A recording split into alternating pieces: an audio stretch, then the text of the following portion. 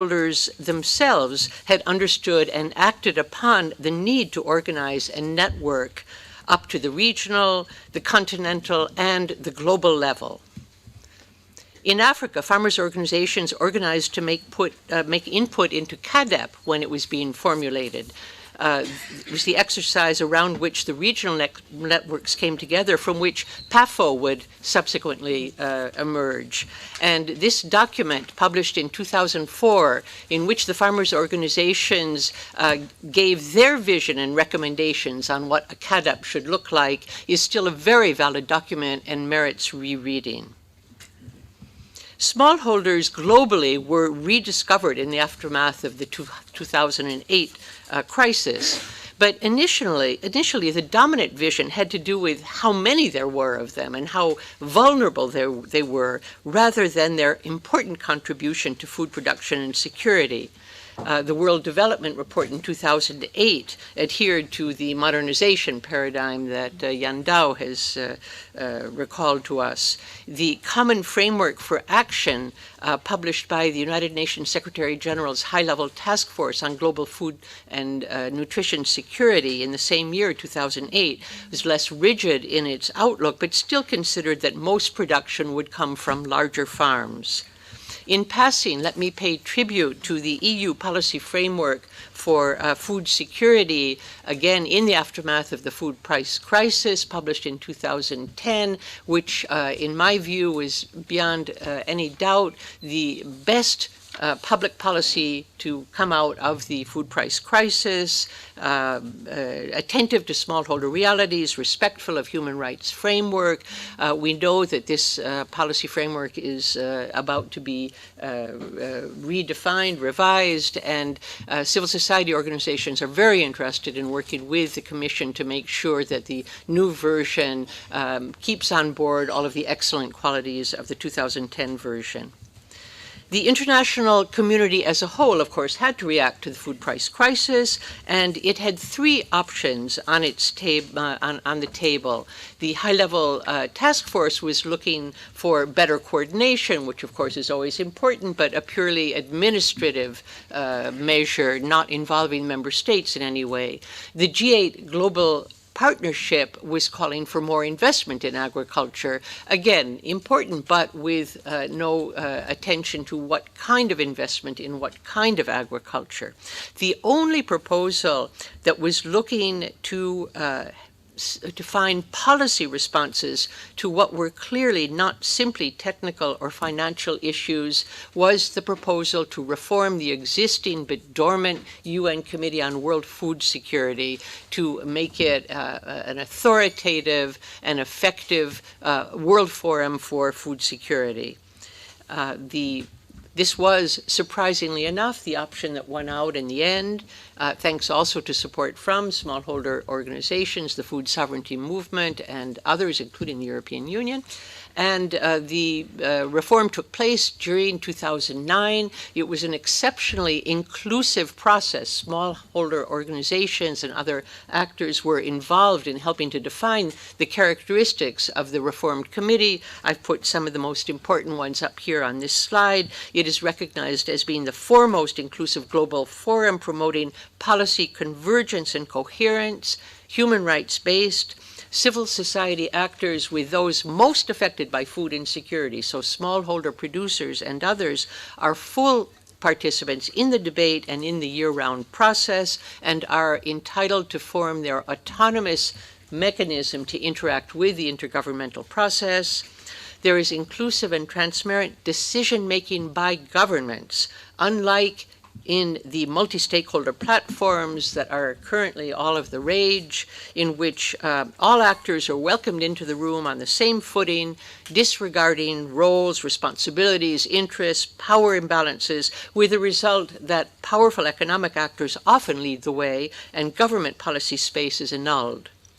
The CFS calls on the high-level panel of experts to provide an evidence base for its policies, and it aspires to build links between global policies and local realities.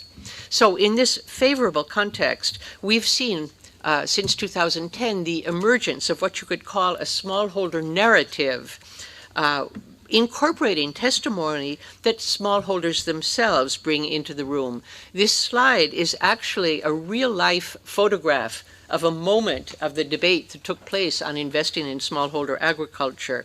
And as you can see, the authoritative testimony by leaders of small-scale producers' organizations is a very powerful antidote to the recipes prescribed for them by others. This is a quote from the 2013 high-level panel of experts report to which Yan Dao referred, which makes the very important point that the future of smallholder agriculture is an outcome of political choice, explicit or implicit, and not destiny, and that different models of agriculture require different sets of policy and program support. The recommendations to governments, and you'll find the website where you can download them on this slide, the recommendations to governments are to inclusively develop explicit country-owned visions of the future of smallholder agriculture and to bring them to bear holistically, systemically on a range of relevant policies and budgets, which are detailed in these recommendations. Essentially, prioritizing public policies and investments that support and defend smallholder investments in agroecological production models and the markets that benefit them. But which markets are these? This was the subject of negotiations that took place in the CFS in 2015, 2016, which led to an acknowledgement that most of the food consumed in the world reaches consumers not through formal value chains and supermarkets, but through a multitude of territorial markets rooted in local, national, and regional food systems. Some of the characteristics as outlined in the recommendations are that they're inclusive, offering in particular more opportunities for women. They perform multiple functions, including contributing to nutritious diets. They're most remunerative for smallholders because they offer them more control over their conditions of access and prices as compared, for example, to contract farming. They make it possible to retain and redistribute value added within the territorial economy, and yet relatively little is known about them because they're often overlooked in data collection systems, which, and I quote from the adopted recommendations, impacts negatively on the evidence base for informing public policies. We'll be hearing more about this from Mamadou Goita in the second panel.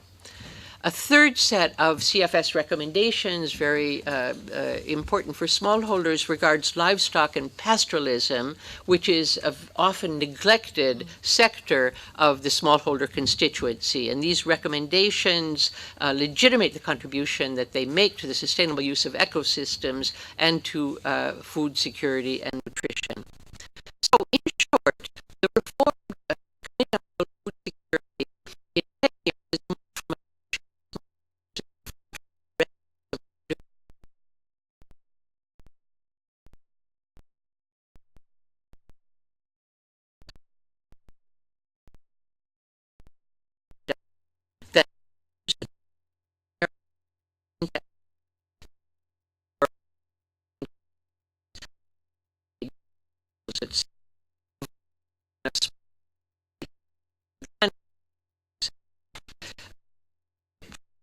the interest of outsiders as the investment of smallholders themselves. Inadequate or inexistent provisions for participation of those most affected. To use Leonard's term, the right conditions aren't there. Yet, there are some significant examples of cases where smallholder government dialogue is taking place with good results. The onion example in Senegal that Yan Dao referred to. In Burkina Faso, the government has called to privilege local products for institutional procurement. In land tenure, the application of the tenure guidelines adopted by the CFS with a very broad collaboration among different actors,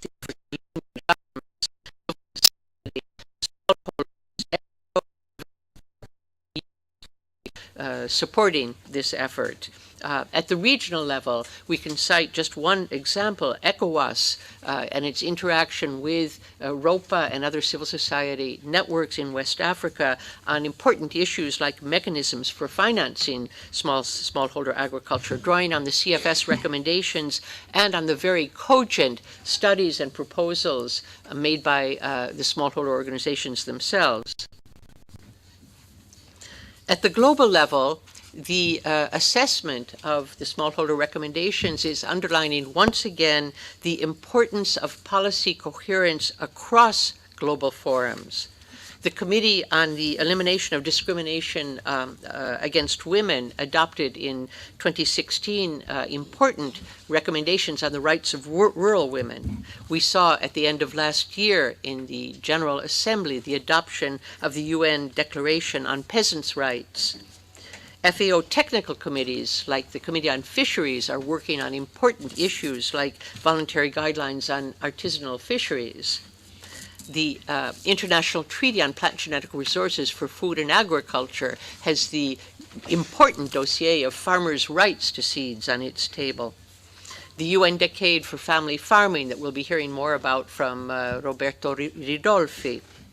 But coherence is very, very far from total. It's sufficient to think about the impacts of WTO and bilateral trade and investment agreements on smallholder agriculture. And there's the issue of policy incoherence within regional organizations themselves. The EU, the African Union, addressing these is fundamental.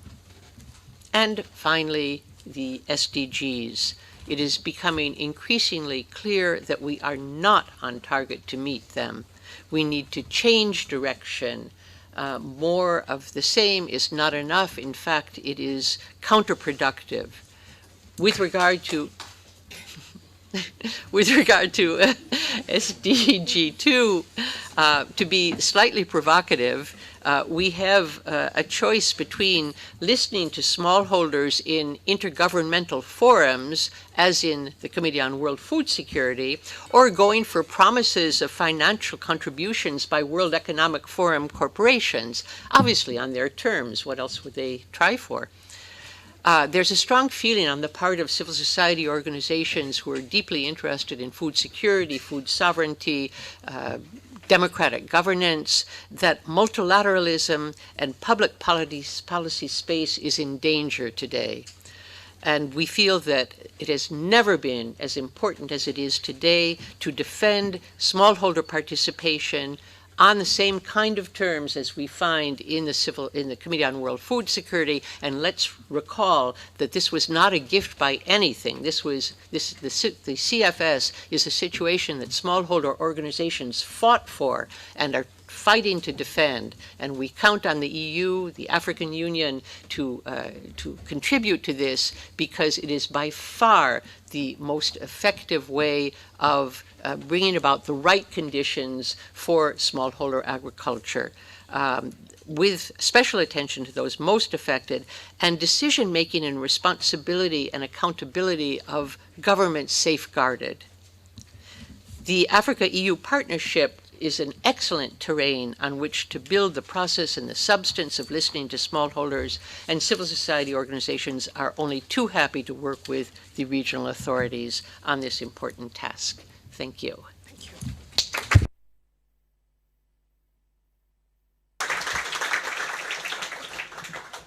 Thank you, Nora, for that expert articulation of the governance issues affecting the smallholder sector. May I call upon our very own Elizabeth Antangana? Yeah. Elizabeth Temadala.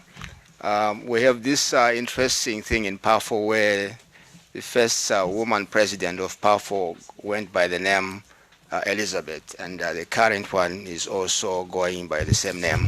So there's always a bit of confusion about the surnames. Apologies for that. No need to do the introductions. They've been done already, and the CV is also in our packs. Elizabeth, all yours.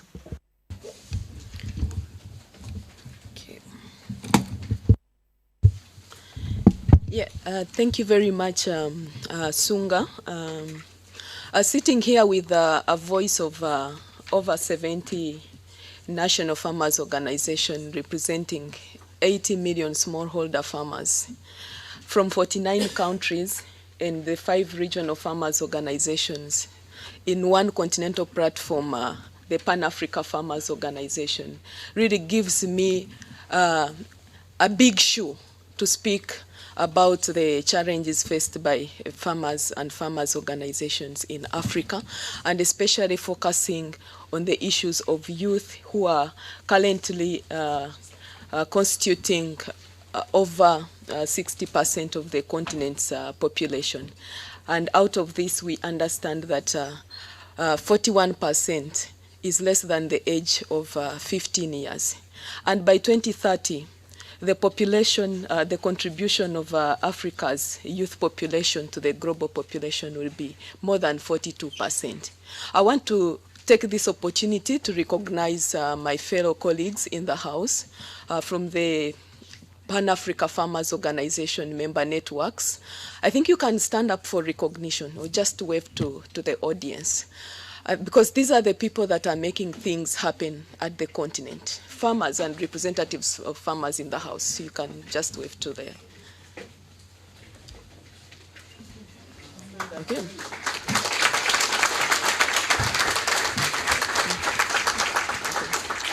So again, I would like to appreciate CTA for really taking the initiative to support farmers organizations in Africa, especially making sure that we bring our voice in the Brussels briefings. I know today we are holding the 57th one, but we've participated in more than 50%, in more than 50 Brussels briefings. Meaning our voice has always been in Brussels, in the table of policy making in this Brussels center of policy making. And to SCP and EU, I really want to appreciate your support, especially the financial support, under the strengthening of farmers in Africa program that brought together this big federation of the farmers in the continent, and with the new support under the Farmers for SCP.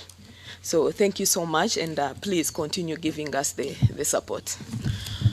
So when we speak about Africa's agriculture, what really comes into our mind as people who are in this house and everyone who is out there? Of course, we all understand the challenges that are faced by the African farmer, and I would not want to really to dwell more into that.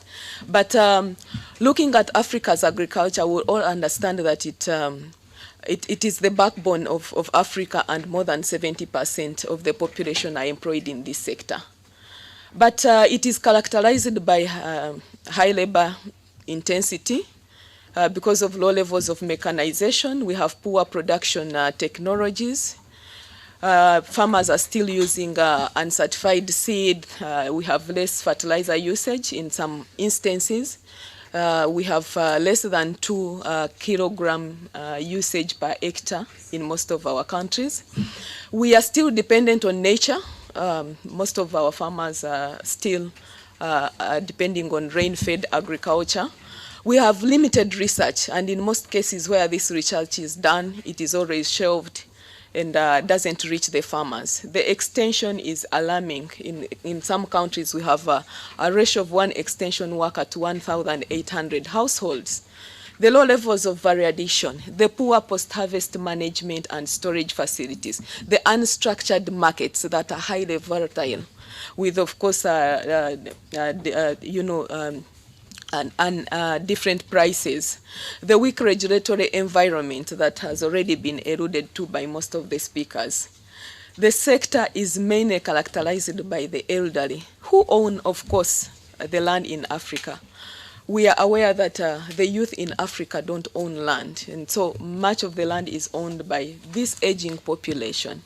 And of course, we lack mentors and the role models. And most of these people who should be mentoring the youth into the agriculture sector have been employed in the public sector for more than 30 years. They have generated enough capital. But surprisingly, they don't have even an agribusiness of investment of less than $100. But they are proud to say that the agribusinesses of the youth does not live to celebrate the second birthday. I don't know whether you're getting the message. And our governments are also very comfortable trooping to China to look for debt instead of exploiting the hidden potential of the agriculture sector, because the future of the continent is in agriculture, and it is only Africa that has a potential of feeding the world. So what should be done? We want to see formal and informal skills development through capacity building in agribusinesses, in the value addition, of course, among other things. We need to see decentralization of incubation services, and these facilities should be decentralized to the local levels. We need to see a lot of coaching, the mentorship, the hands-on skills training being given to the youth. We need to have improved access to finance. Not only access to finance, but this finance should be branded. It should be accessible. It should be affordable to the youth. We need to embrace and scale working agri-techs. I know there are a lot of technologies. Just a few days ago, CTA launched the Digitization of Africa report, which has so many technologies that have been profiled on the continent. But it's not a matter of just, having these technologies in place and they cannot live to celebrate their second birthdays.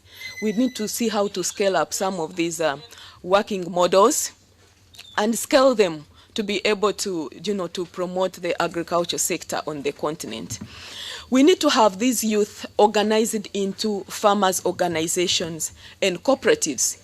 Majority of the youth are still working individually, and that is why their power, their voices are not heard.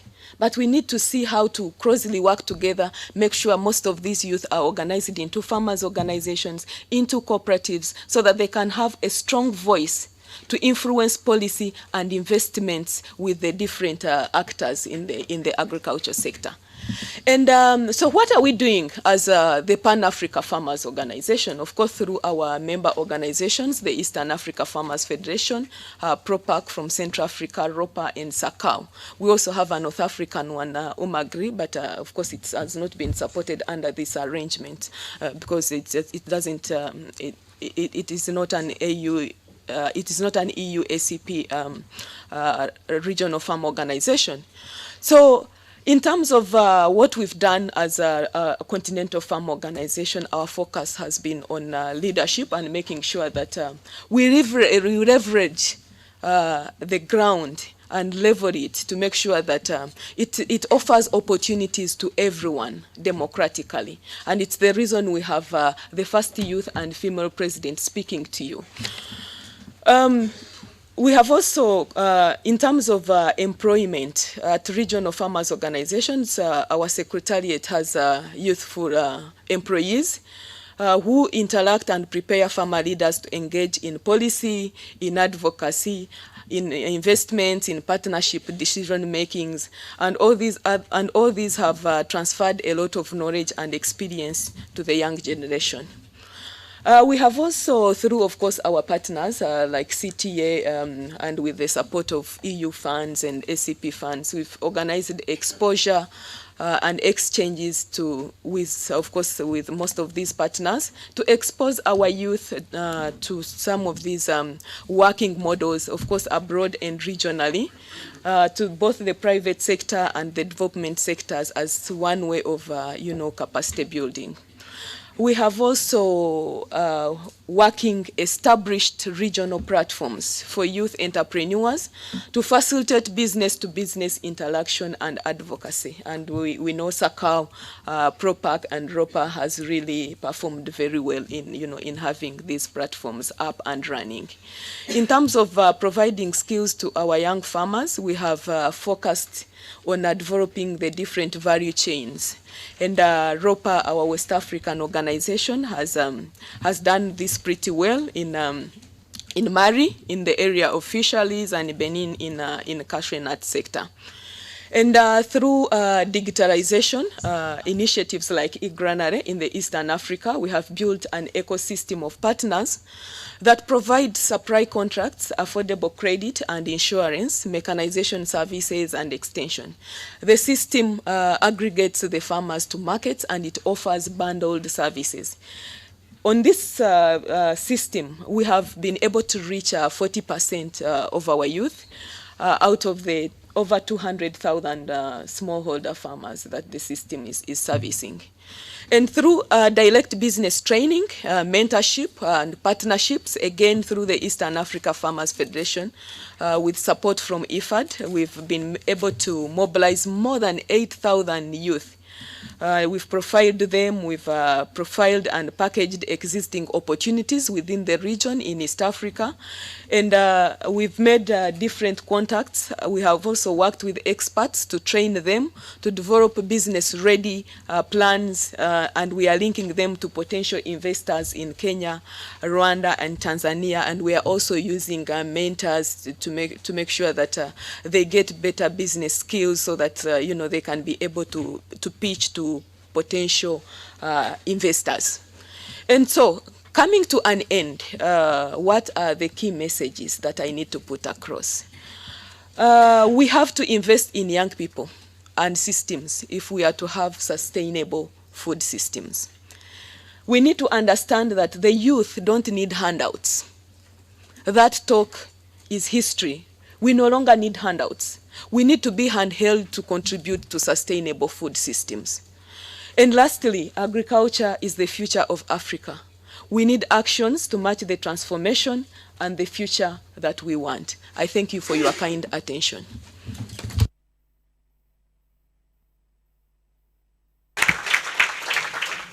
Thank you, Elizabeth, for that presentation.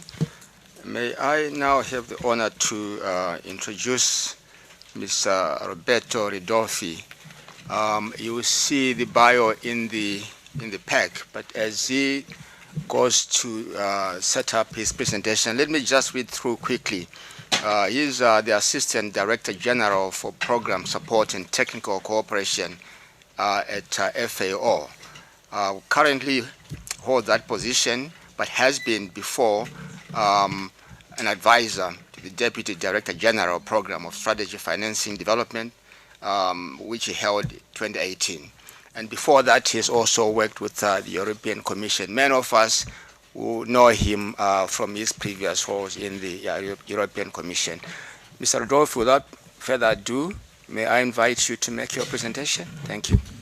Good morning, everyone. Bonjour, buongiorno.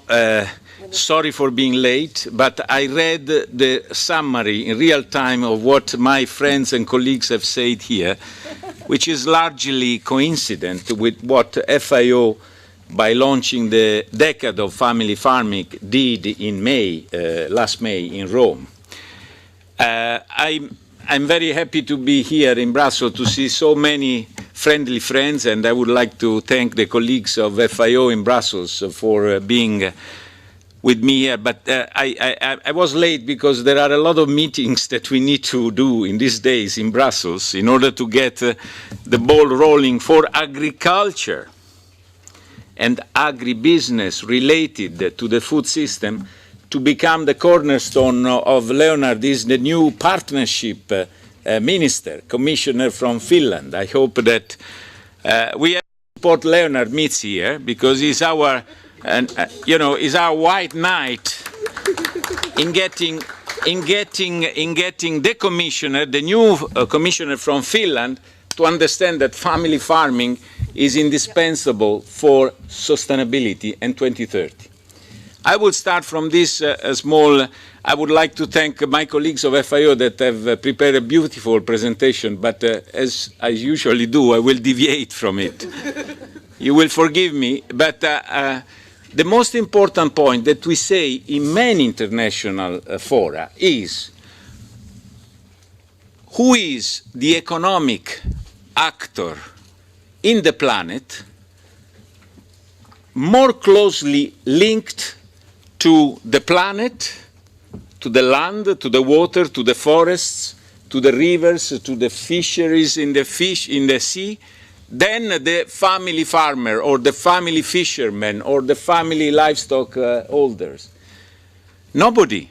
This is the economic actor that is with his family, with her family, because the majority are women, by the way, that are linked to the planet. They live out of the sustainability that they are able to generate.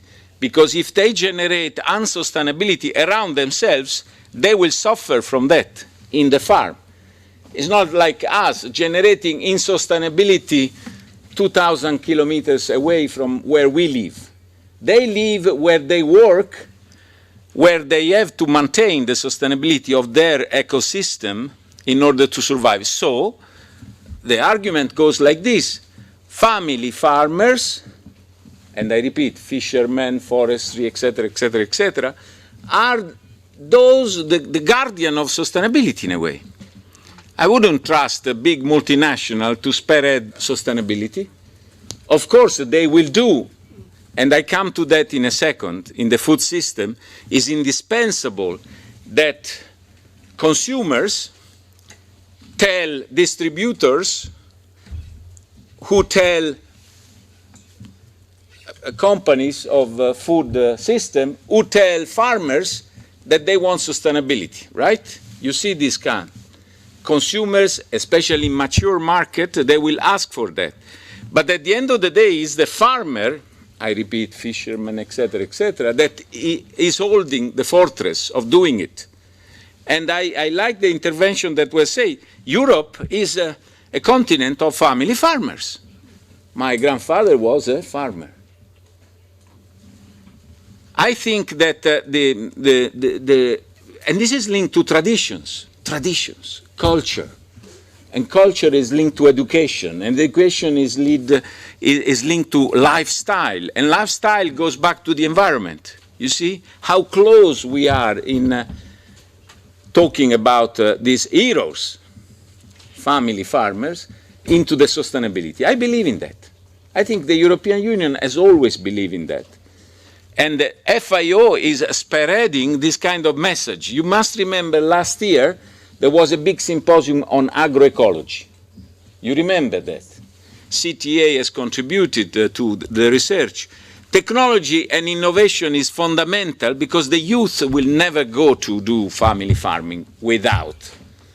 They will not find it appealing. I would dare to say sexy. They don't find it interesting enough. So the brains are moving to cities. Forget about the migration to Europe.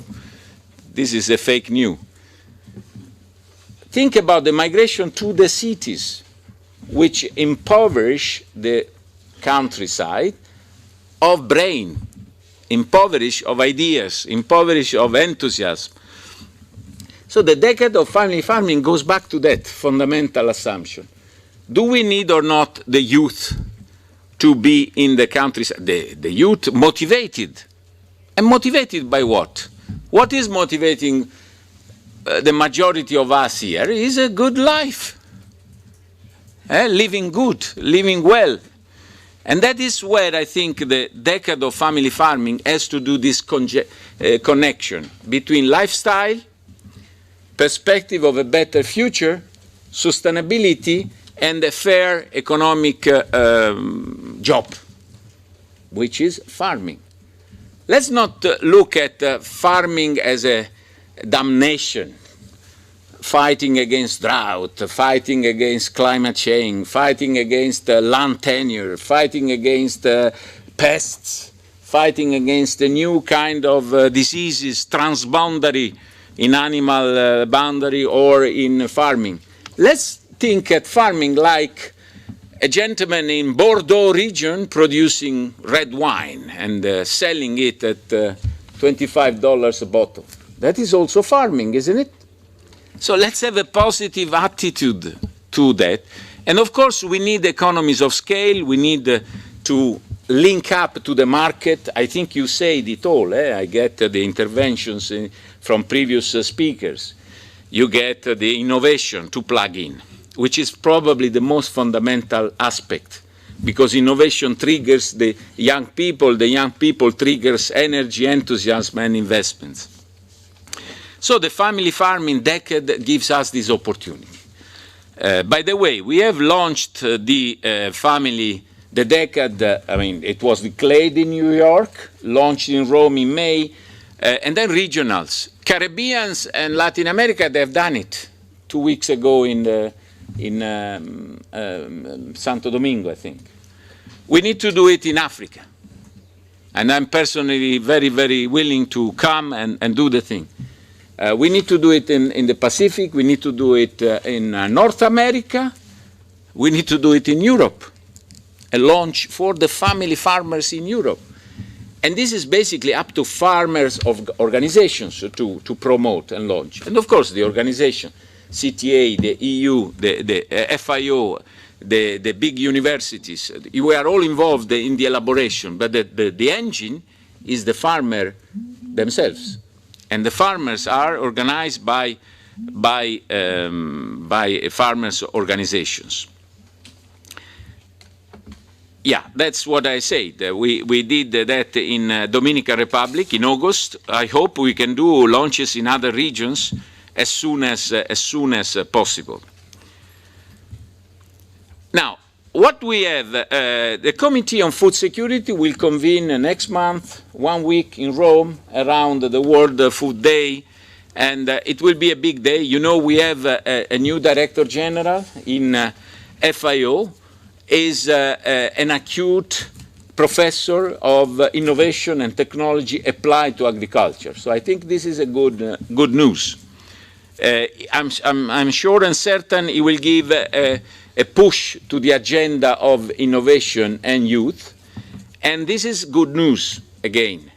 We need really to percolate at country level, because the business then is done in each country is different. We have different cultures.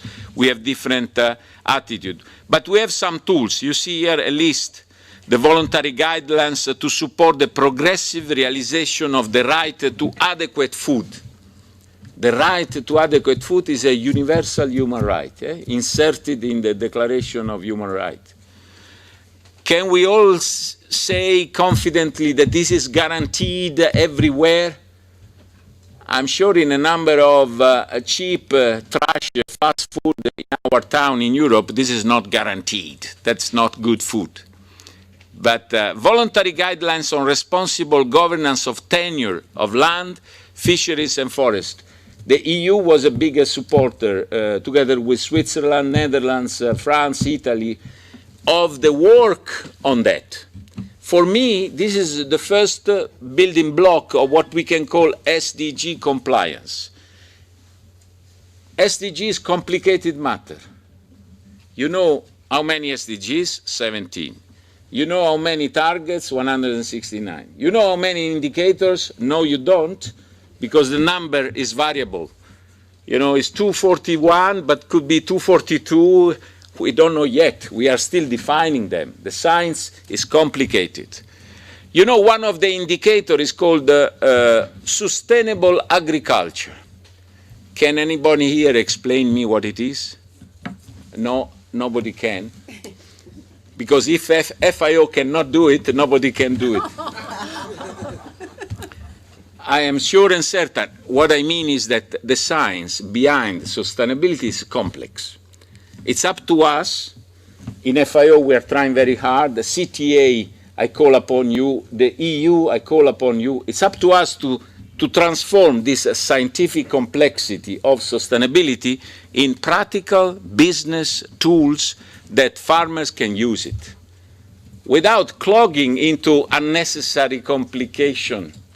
If you ask a small farmer to do all the compliance for sustainability, will close the shop tomorrow morning, right? So we need to transform that complexity in something that is business friendly, that can be done, still going in the right direction of sustainability. This is an important task. Otherwise, we shall not talk about private sector, because the private sector will say, hey, give me something simple that will not undermine my competitiveness in the economic place. So I want to these voluntary guidelines on responsible governance of tenure of land, fisheries, and forests is one building block. I can tell you with no hesitation that if everybody would apply these guidelines, we would have no land grabbing in the planet today. But since somebody does not apply these guidelines, we do have land grabbing still. The voluntary guidelines for securing sustainable small-scale fisheries, the same, is an SDG tool. It's an SDG tool. We have this UN Decade of Family Farming Global Action Plan organized in 7 pillars. I don't want to bother you with the details, but this is the way that has been conceived, negotiated, dealt with, and finally approved. 1, develop an enabling policy environment to strengthen family farming. What does it mean?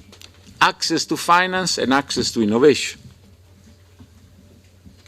And who can do that? Farmers' organization. I would like to call the GFAR chapter here. You know that the EU was instrumental to set up this global forum for agricultural research.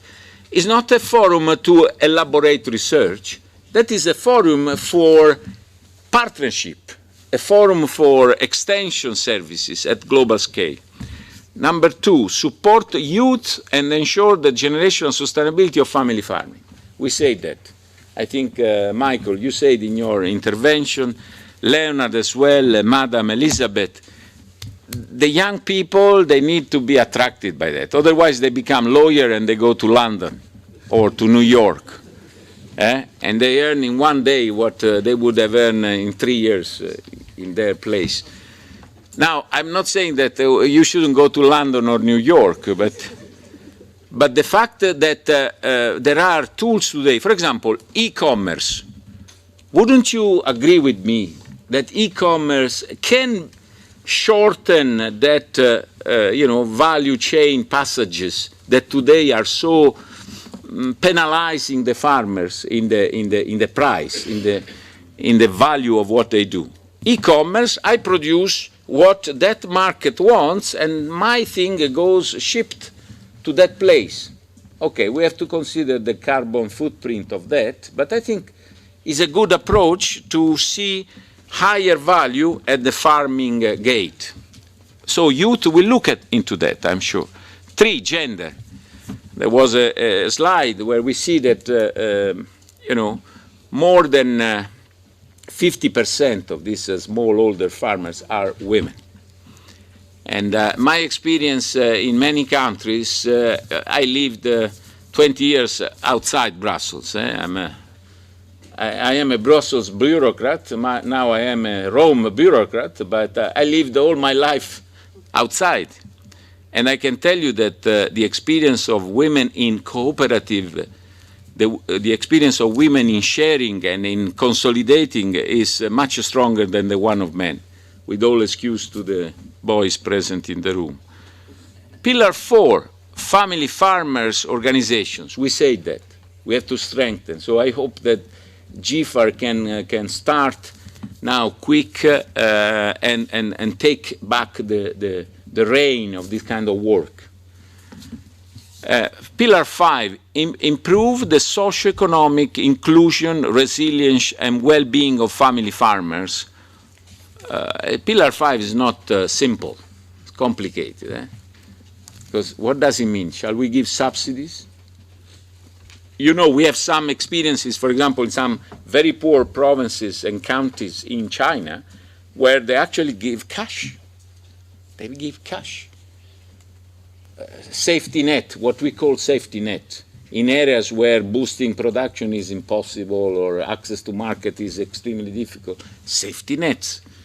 We do need to consider a combination of social, economic, and also political measures to be taken on this. But the resilience is key. In front of climate change, the key word is resilience, resilience, resilience. You know, as I was born engineer, and resilience is the measure of when you break under stress. That's resilience. Now, we don't want to test that to the far end of its purpose. So we need to build a sort of buffer zone, not to go to the limit. Number 6, sustainability of family farming for climate resilient food systems. I think is redundant in the sense that we have said that sustainability is the key for the future. In FAO, we have developed e-learning. I would really strongly recommend all of you and our local office here can distribute the list of e-learning. These are training of half an hour, 1 hour, 1.5 hours on sustainability. We have some 150 small modules because education is fundamental. Small modules. Well, we had a meeting with Carrefour. You know, Carrefour, people selling food, distributors, they are interested for FIO to help them to infuse sustainability in their operations. Fantastic. Why? Because if consumers ask more sustainability, the productive system will have to deliver it. And that's it. That's the key. SDG equal good for business. If we reach that, then we will reach SDG. If SDG is perceived as a surplus cost of my operation, then it's difficult. I think it is a proposition that we have to consider and, of course, discuss with all different perceptions. Number 7, strengthen the multidimensionality of family farming to promote social innovation for territorial development and food systems that safeguard biodiversity, environment, and culture.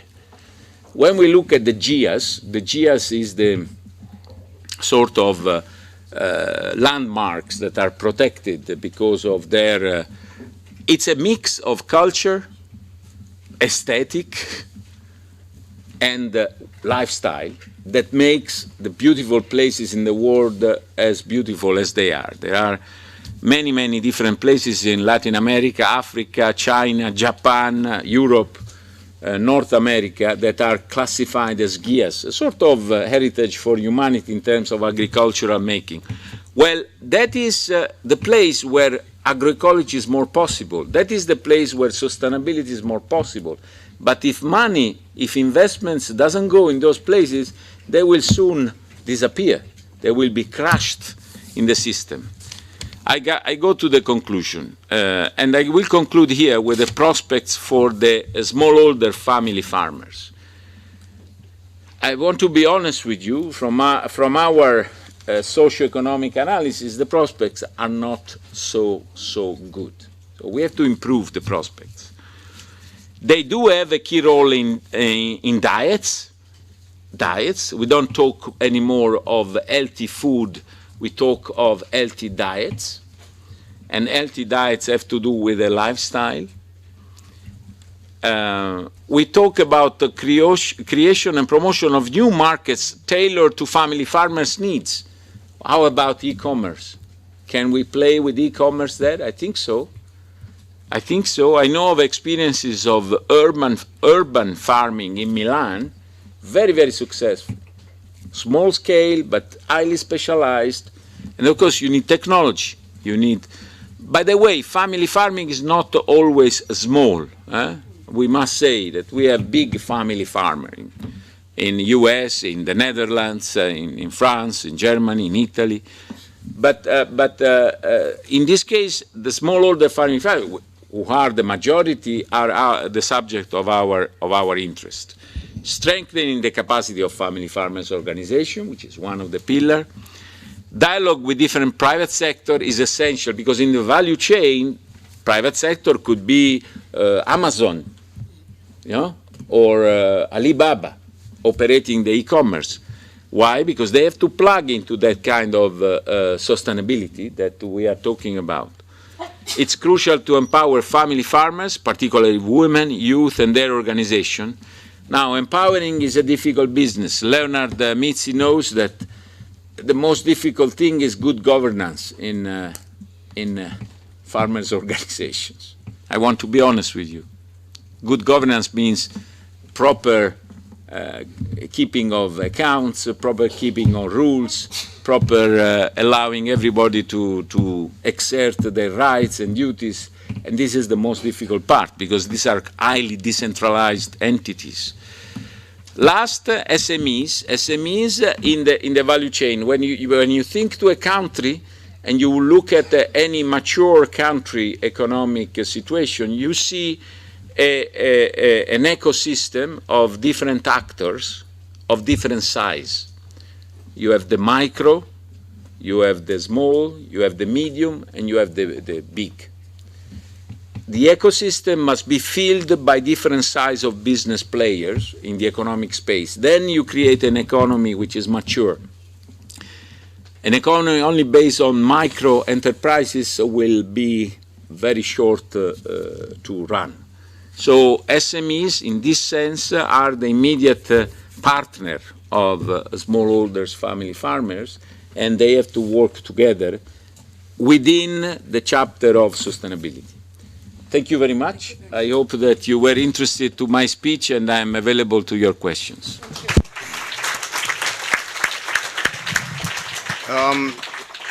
Thank you very much, Mr. Ridolfi, for that usual passionate presentation. We have a challenge here. We have only 15 minutes, 15 minutes for discussions, and it's quite a challenge given the richness of and variety of the presentation so far. Can I invite people to be very concise in their questions or remarks, starting first with your name and the organization, and making your questions very short, please. You have to sit here for the micro, please. We start with the gentleman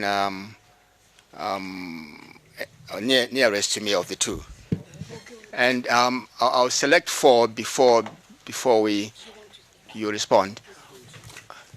I may need to stand. I'll also ask him to speak number 2.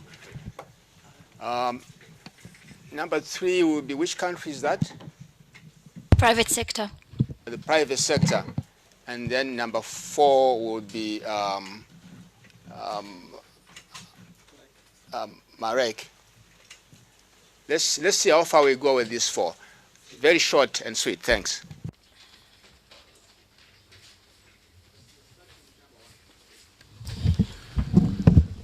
Merci beaucoup. Thank you very much to the speakers. I come from Togo, and I come from the agricultural producer and farmers organizations in Togo. I would like to have some more explanations from Nora in particular. Can you say a little bit more about the role of pastoralism? 2. Yes, Valérie Sumo, Prana Sustainable Water.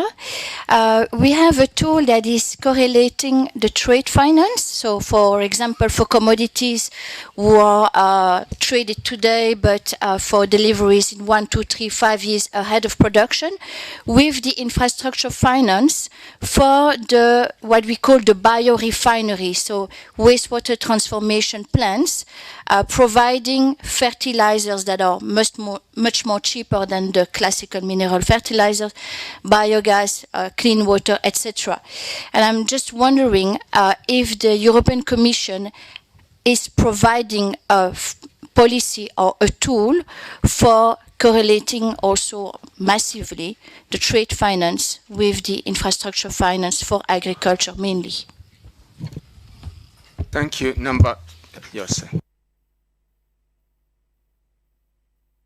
Okay, right. Well, thank you. I'm from Learning Academy Worldwide. It's a Swedish-based nonprofit that works within youth development in South Africa with a focus on agriculture. One of my questions, and this issue of the right conditions is so crucial, but I want to know, right conditions for who? Is there a dialogue about the clarity required on who determines or defines the right conditions, number one. Secondly, is there a dialogue about the sort of assimilation of integration of research institutes, universities, and entities in relation to the needs of the small farmer? Thank you, Marek. Oui, bonjour, Marek Poznanski du collectif stratégique. I come from the Food Strategy Collective, and we work together with some of the organizations present here today. I had a question. Mr. van der Ploeg said quite clearly that most farmers are still poor, but the idea is to make these, to allow these farmers to develop and become wealthier so that they have more resources, more means to fight against poverty to start with, and then to progress, to develop further. But in order for that to happen, you have to take into account their circumstances. You need good policies which allow these farmers, and these farmers find themselves in a difficult situation. We need to find a way of allowing them to evolve, to progress. Mr. Ridolfi said several times that we need to have measures to help family farming. What was your starting point? Was your starting point the conditions in which poor farmers find themselves? Was that your starting point? And if that's the case, what measures can be adopted to help them? There may be other measures as well. Farming is quite a diverse sector. So how could you focus on those farmers?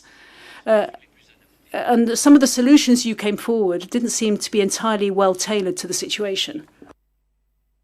Well, thank you for those questions, and I'm hoping that the panelists are going to be also short and precise in responding to them. Let's start with questions directed at Nora, and we go right round. Thank you. I invite the person who addressed this question to me to download and read. Je vais parler en français puisque vous. I'll say that in French because you asked the question in French. Could I encourage you to look at the recommendations? You'll find the web link in the slides. I gather those slides have been circulated. I want to spare you the detail here and now.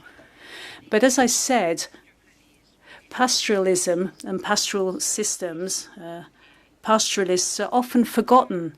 When you talk about small producers, you think about farmers. Mr. Ridolfi read out the list of other forms of producers, and pastoralists tend to be forgotten. And they have been particularly affected by the concept of modernization described by Mr. van der Ploeg.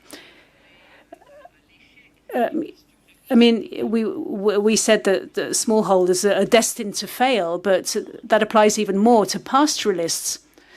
I mean, pastoralists, it's all a question of settling as well. So there are recommendations adopted in the context of the UN, adopted by all your governments, and those recommendations say that pastoralism is often the best way of managing certain types of ecosystem. I mean, mobility and modernization is very important, and governments need to understand that so that the necessary conditions are put into place to reflect the complexity of these systems. So perhaps I could encourage you to read those recommendations for more detail. Thank you. I suppose the question on trade financing could be directed to Mr. Mizi. Thank you. Two questions. First of all, right conditions. Clearly,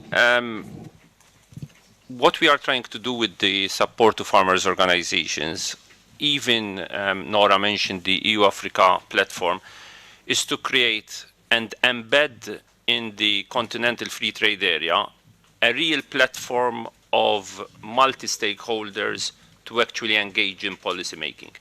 Now, normally this exists in CADEP. The question is, has CADEP, and we support as well a lot CADEP, and there is a CADEP partners program and donors program, has CADEP delivered in the real policy dialogue? Because normally in a CADEP process, there are farmers' organizations, there are small farm holders in dialogue, but we still have the majority of African countries which are not investing in agriculture. So there is a disconnect in this dialogue between the right conditions, and when we speak about the right conditions, is the right conditions to attract interest, investment, youth, empowerment in agriculture and food systems. Otherwise, the dialogue will become lip service. We have a dialogue with governments. We have budget support, which actually has a number of indicators which trigger financing when things go right, and when they are not right, we stop financing. But in general, policy dialogue has to be multi-stakeholder and across the value chain. Clearly, as Roberto said, e-commerce can bypass a bit the dimension of dialogue, but you still need a dimension of policy dialogue, because we know that the large majority of markets remain of a local and sub-regional nature. So we need to support the dialogue, and we will continue supporting the dialogue and empowering leaders and farmers' organizations to be in that dialogue, because you can't have good policies.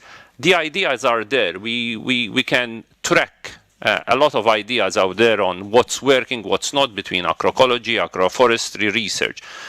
But when we find at some countries, some are working well, and it's the usual 10, 15 countries, but on pastoralists, the question is there a regional debate, a continental debate, which actually implements that pastoralism strategy from a holistic way between ECOWAS, COMESA, AYAC, or, for example, the Continental Free Trade Area?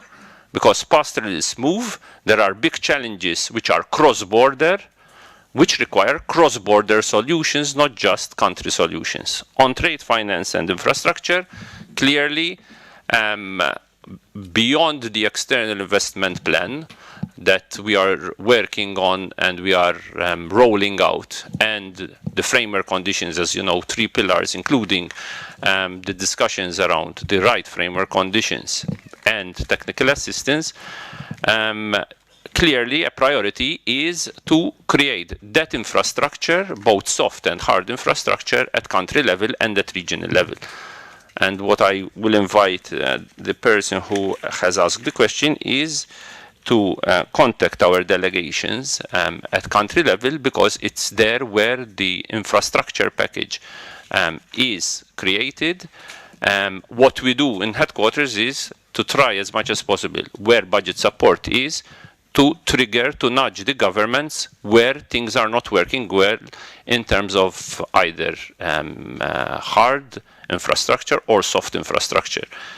It's clear that rural infrastructure has a key role to play. We can't speak about creating intra-regional trade in Africa without roads, without the necessary hubs, including digital hubs and fiber optic cables, if we really want to upscale connectivity in Africa. Mr. Rodolphe, you want to respond to Marek's question?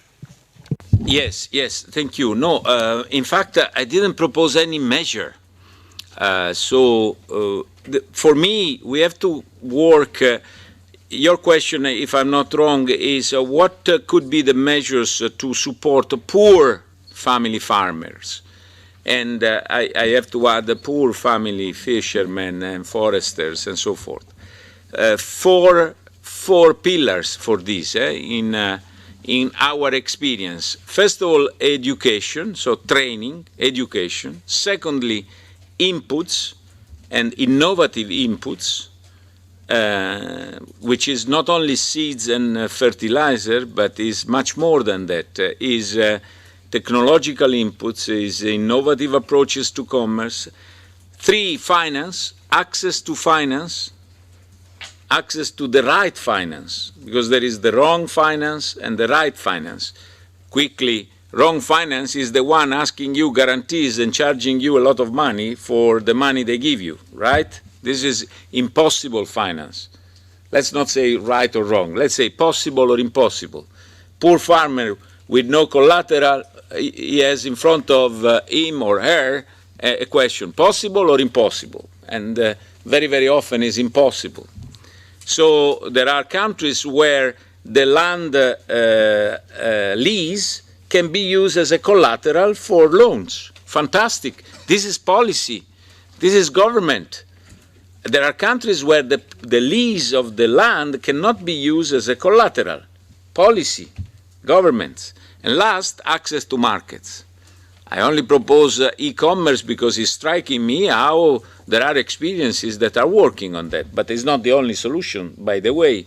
As Leonard said, the dialogue by the stakeholders with the government is fundamental to keep that on life. And on one point that I think was asked, how can we ensure the assimilation of the results of the research?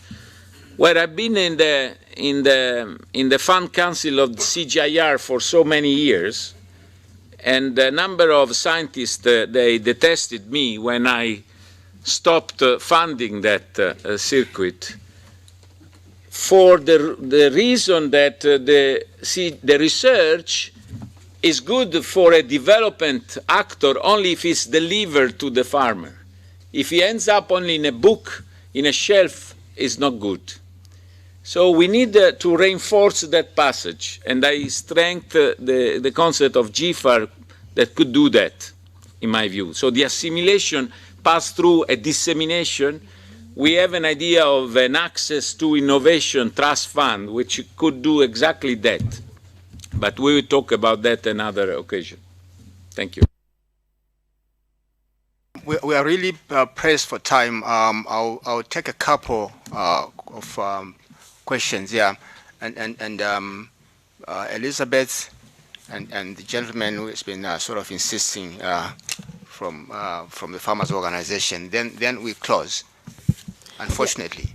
Yeah, thank you. I just wanted to add on what Roberto has responded with regard to the question from the gentleman from Learning Academy Worldwide. Because he asked whether there is a kind of platform or dialogue where the smallholder farmers' research needs are integrated into some of these researches that are done. Yeah, I would say that we have a continental platform, the Forum for Agricultural Research in Africa. And we also have regional platforms. For example, for ESA region, we have ASALECA, where as smallholder farmers, we are represented on their boards. But of course, these are private sector-led initiatives. They also come with challenges. Majority of them are heavily donor-funded. So in terms of service delivery, it becomes really a challenge because it has limitations when it comes to funding some of these initiatives. Yeah, thank you. I'm John from a farmer organization. This is an organization that started very small and continued to grow.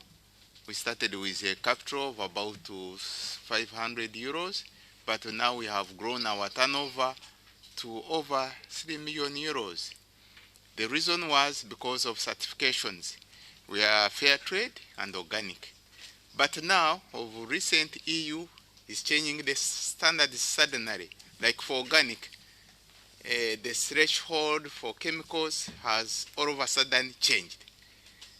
For us as producers, we pay a lot to maintain these certifications. So why can't EU give us a window for us to review our internal controls for 1 or 2 years so that we can be able to maintain the benefits to our farmers and the certifications? Secondly, can EU create us a window like in Antwerp, a small store so that we carry our coffee through the value chain to Europe so that we can gain from spot prices. Thank you. Thank you. Can I have a contribution from Jan Dawa as one of the panelists? Then we'll have reactions. Then I will close by also my own questions. Yes, there was this question about smallholders very often being poor. Now, I completely agree with the observation of the gentleman. Poverty is not intrinsic to smallholder agriculture. Yeah, they have developed many strategies to face the situation, including multifunctionality, creating new linkages to market. Nonetheless, it's still due to circumstances, a bitter reality that many of them fall into poverty, climb out of it, fall again into it. I myself worked in Guinea-Bissau shortly after the liberation of the country.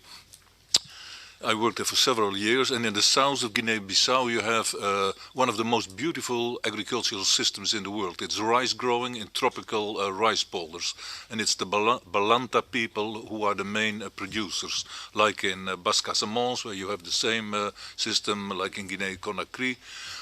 Now, you start crying when you see this reality regressing. What happens is that the state did not develop over time an adequate infrastructure to make the rice go from the south towards the main cities, especially Bissau. Yeah, there was total neglect of the reality of this smallholder agriculture. And in the meantime, there was massive imports, growing imports of very cheap rice from Asia. And this is the bitter reality, that there are structural problems. Apart from, indeed, education, inputs, access to finance, to markets, there is another issue that is the structural problem in the context.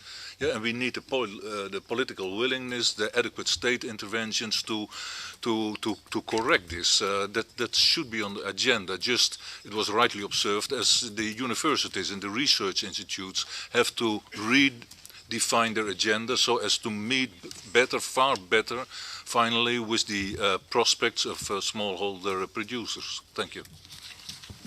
Thank you. Mr. Mizi, you want to respond to the gentleman? On certification, there is a process, I understand, between various services, us, Sante, and Agri on the certification of organic. What is clear is we will continue boosting.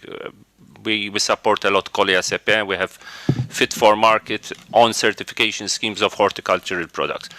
We are also discussing with the African Union and hopefully next year under the PANAF a continued support to SPS. So if there are specific questions on specific products in the organic sector, I'll put you in touch with my colleagues who are around the table so that we can see which product is this concerned with, and I'll get in touch with my colleagues in Sante and in DG Agri to see what we can do and what are the requirements and what is the transition, and so we'll see what we can do on this particular problem. Okay. Thank you very much, panelists, for your contribution. Just also I wanted to make the final call, my last word. Very insightful discussions, very informative, very analytical, new dimensions. I learned quite a few things myself. And many quotable quotes, and I'll quote one specifically from Nora, which was saying almost verbatim, I quote, that the future of smallholders will be largely an outcome of the political choices that are going to be made now. And in making political choices, there is going to be need for dialogue. And that dialogue has to be inclusive, and inclusive meaning that those that are at the center of it, farmers, should really also drive part of the dialogue system. Then the final quote really was about was from Ms. Ridolfi, who was saying that farming, and also from Jan Dawa, that the sustainability, I mean, smallholder farmers are indispensable to the sustainability not only of agriculture but of the entire food system. And the reasons are very clear, and I hope that we're taking away a lot of lessons, a lot of knowledge as we prepare for the next session. 10 minutes break for coffee. You can bring your coffee into the room, then we start immediately because we have 1 o'clock to aim for, otherwise we won't be able to continue well. Thank you.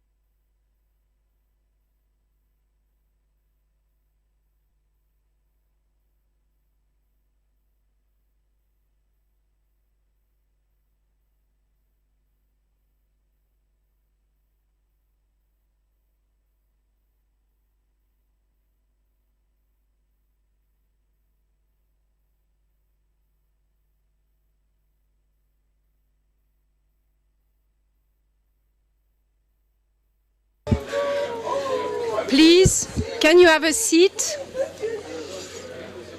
Can people get into the room and have a seat?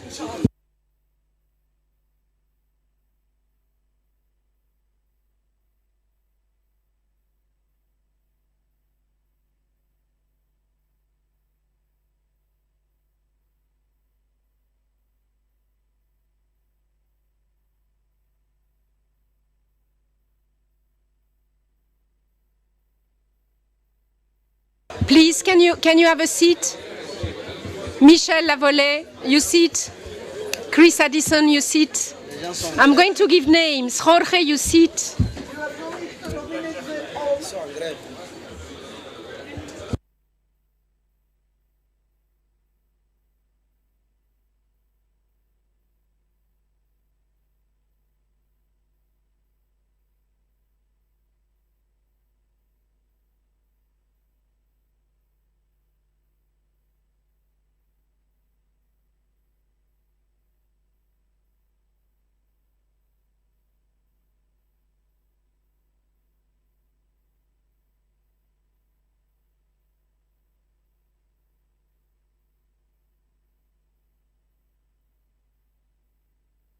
Excuse me, could you sit?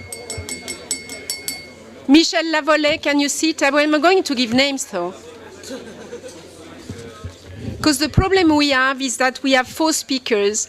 We have people coming from farmers' organizations in Africa. If we don't listen to them, I think it will not be nice. And I told you that the interpretation is not negotiable. They finish at 1. So is everybody seated? So thank you very much. Thank you very much to everybody for the very rich debates and moderation. So without further delay, we will have very practical cases in panel 2 from finance and blending and from a farmers organization highlighting, some of the markets as well as youth and women and innovations. Our moderator now is, you met this morning the president of the Pan-African Farmers Organization, the one that will moderate now, also a woman, also dynamic and young, is Ms. Fatma Ben Rejeb. She's the Chief Executive Officer of the Pan-African Farmers Organization.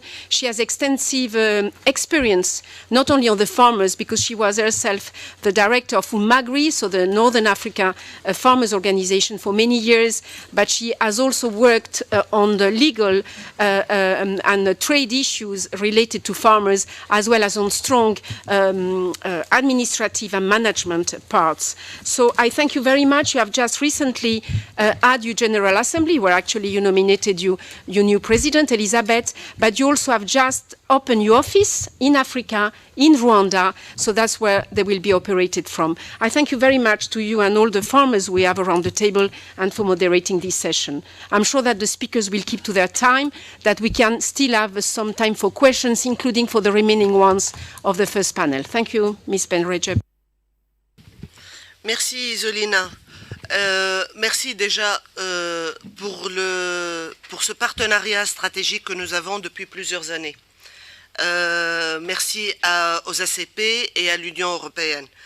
En fait, ce briefing, comme l'a souligné tout à l'heure la présidente, est parmi tant d'autres. Sur les 57 briefings, nous avons même dépassé les 50 briefings sur lesquels nos paysans, nos leaders sont présents pour apporter leur contribution.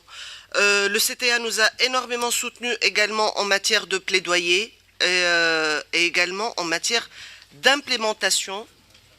There's no translation? They are not... Can you hear me now? Yes, okay.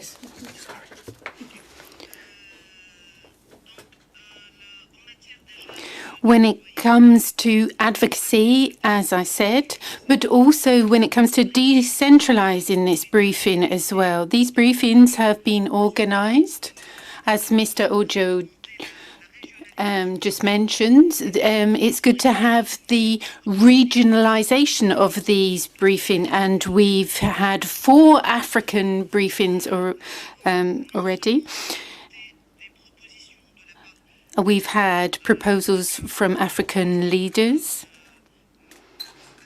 on strategic issues in Africa at various different levels, various strategic questions. And it's thanks to these briefings that farmers and leaders who are present here today have been able to share their successes so that we can capitalize them and upscale them. I won't go into too much detail because time is running on. This is a panel of really motivated individuals, participants who are very committed to promoting the cause of farmers. The first panelist that we have now there's just one thing that I would like to say in particular about Mr. Mark Decker, who's responsible for evaluation and research and learning at Eco Cooperation. He has left the offices and labs behind him to work on the ground. He wants to teach agriculture, the agricultural sector and farmers. Over to you now, Mr. Decker. Désolé pour ne pas parler. Sorry for not speaking in French, but it would be easier for me to speak in English. Happy to meet you all here. Thanks for the opportunity for speaking about the Strengthening African Rural Smallholders program. So during the first panel session this morning, we heard a lot about smallholders, about the challenges they face, about the solutions they need. And actually, I want now to share our experiences in developing these solutions, in actually presenting concrete solutions regarding access to finance and access to markets to smallholder farmers. So we are a program running in 4 countries. We have been running for 4 years now. It's a 5-year program. We're operating in Senegal, operating in Burkina Faso, Ethiopia, and Rwanda. And in total, we hope to reach out to 210,000 smallholder farmers. But actually, that's the lower limit. I would say the sky is the real limit. Our program focuses on 2 important pillars. So it's access to finance. And we've heard a previous speaker talk a little bit about impossible and possible finance. Well, we're actually pushing to get from impossible to possible finance, even on smallholder level. And the second pillar is the value chain development. There has to be a market and there has to be a functioning value chain. But before I explain a little bit more around this, let me tell you that we are a market-based program. So we focus on the existing market systems, and the way we see it, a smallholder farmer is a client in that market system. He operates in the value chain, and in fact, the market system is not always aligned to his needs. So he is a market actor, but we want to improve his interaction in that market. So I'm going to explain a little bit about the improvements that we envision. So this is only a very small example. It's relating to microcredits. It's admittedly oversimplified, but I hope it gets the message across how we try to improve. So we were talking about access to finance. Well, I think we all realize microfinance has been around for decades. So what's the issue here? Well, if you look to the top side of this slide, you see the standard microloan. So there's an application, there is some processing time. At some point there will be a disbursement of the loan, which is usually maximized at a certain amount. And then there is a very regular repayment. Now this is a standard microloan, so why am I sitting here trying to tell you that it's not working for smallholder farmers? Not always. Well, let me explain to you how we are trying to improve it by looking at the lower side of this slide. So of course there is still a processing time after which disbursement will happen. But we make sure that disbursement happens at the time that the farmers need that finance, which is of course in the planting season. They need to have improved seeds, they need to have labor, they need to have fertilizers.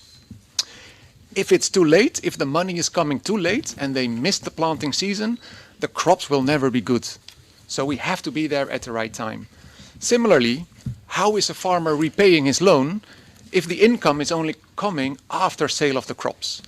So instead of regular repayments, we push towards balloon payments at the end when the cash flow is actually there to repay. So there is a lot more to be said about this. The collateral requirements, the multiple cropping, etc. But this is just a very small example of how we are trying to improve the system by specifically looking at the agricultural cycle, the actual inputs needed and the availability of inputs for the farm, the required loan size, the crop-specific repayment capacity, and the repayment scheme. So a small example of how we are improving what is already there. Now, smallholder farmers already access finance. It's there. Not everybody accesses it always, but it's there. And this is what we find with our specific target group. So around 40% already accesses microfinance loans. Other than that, there is, of course, the village savings and loans associations, the savings and credit cooperatives. There is the informal finance. Farmers actually tend to mix and match the different sources of finance. Still, it shows there is a massive possibility here to improve this system. And that's what we're working on.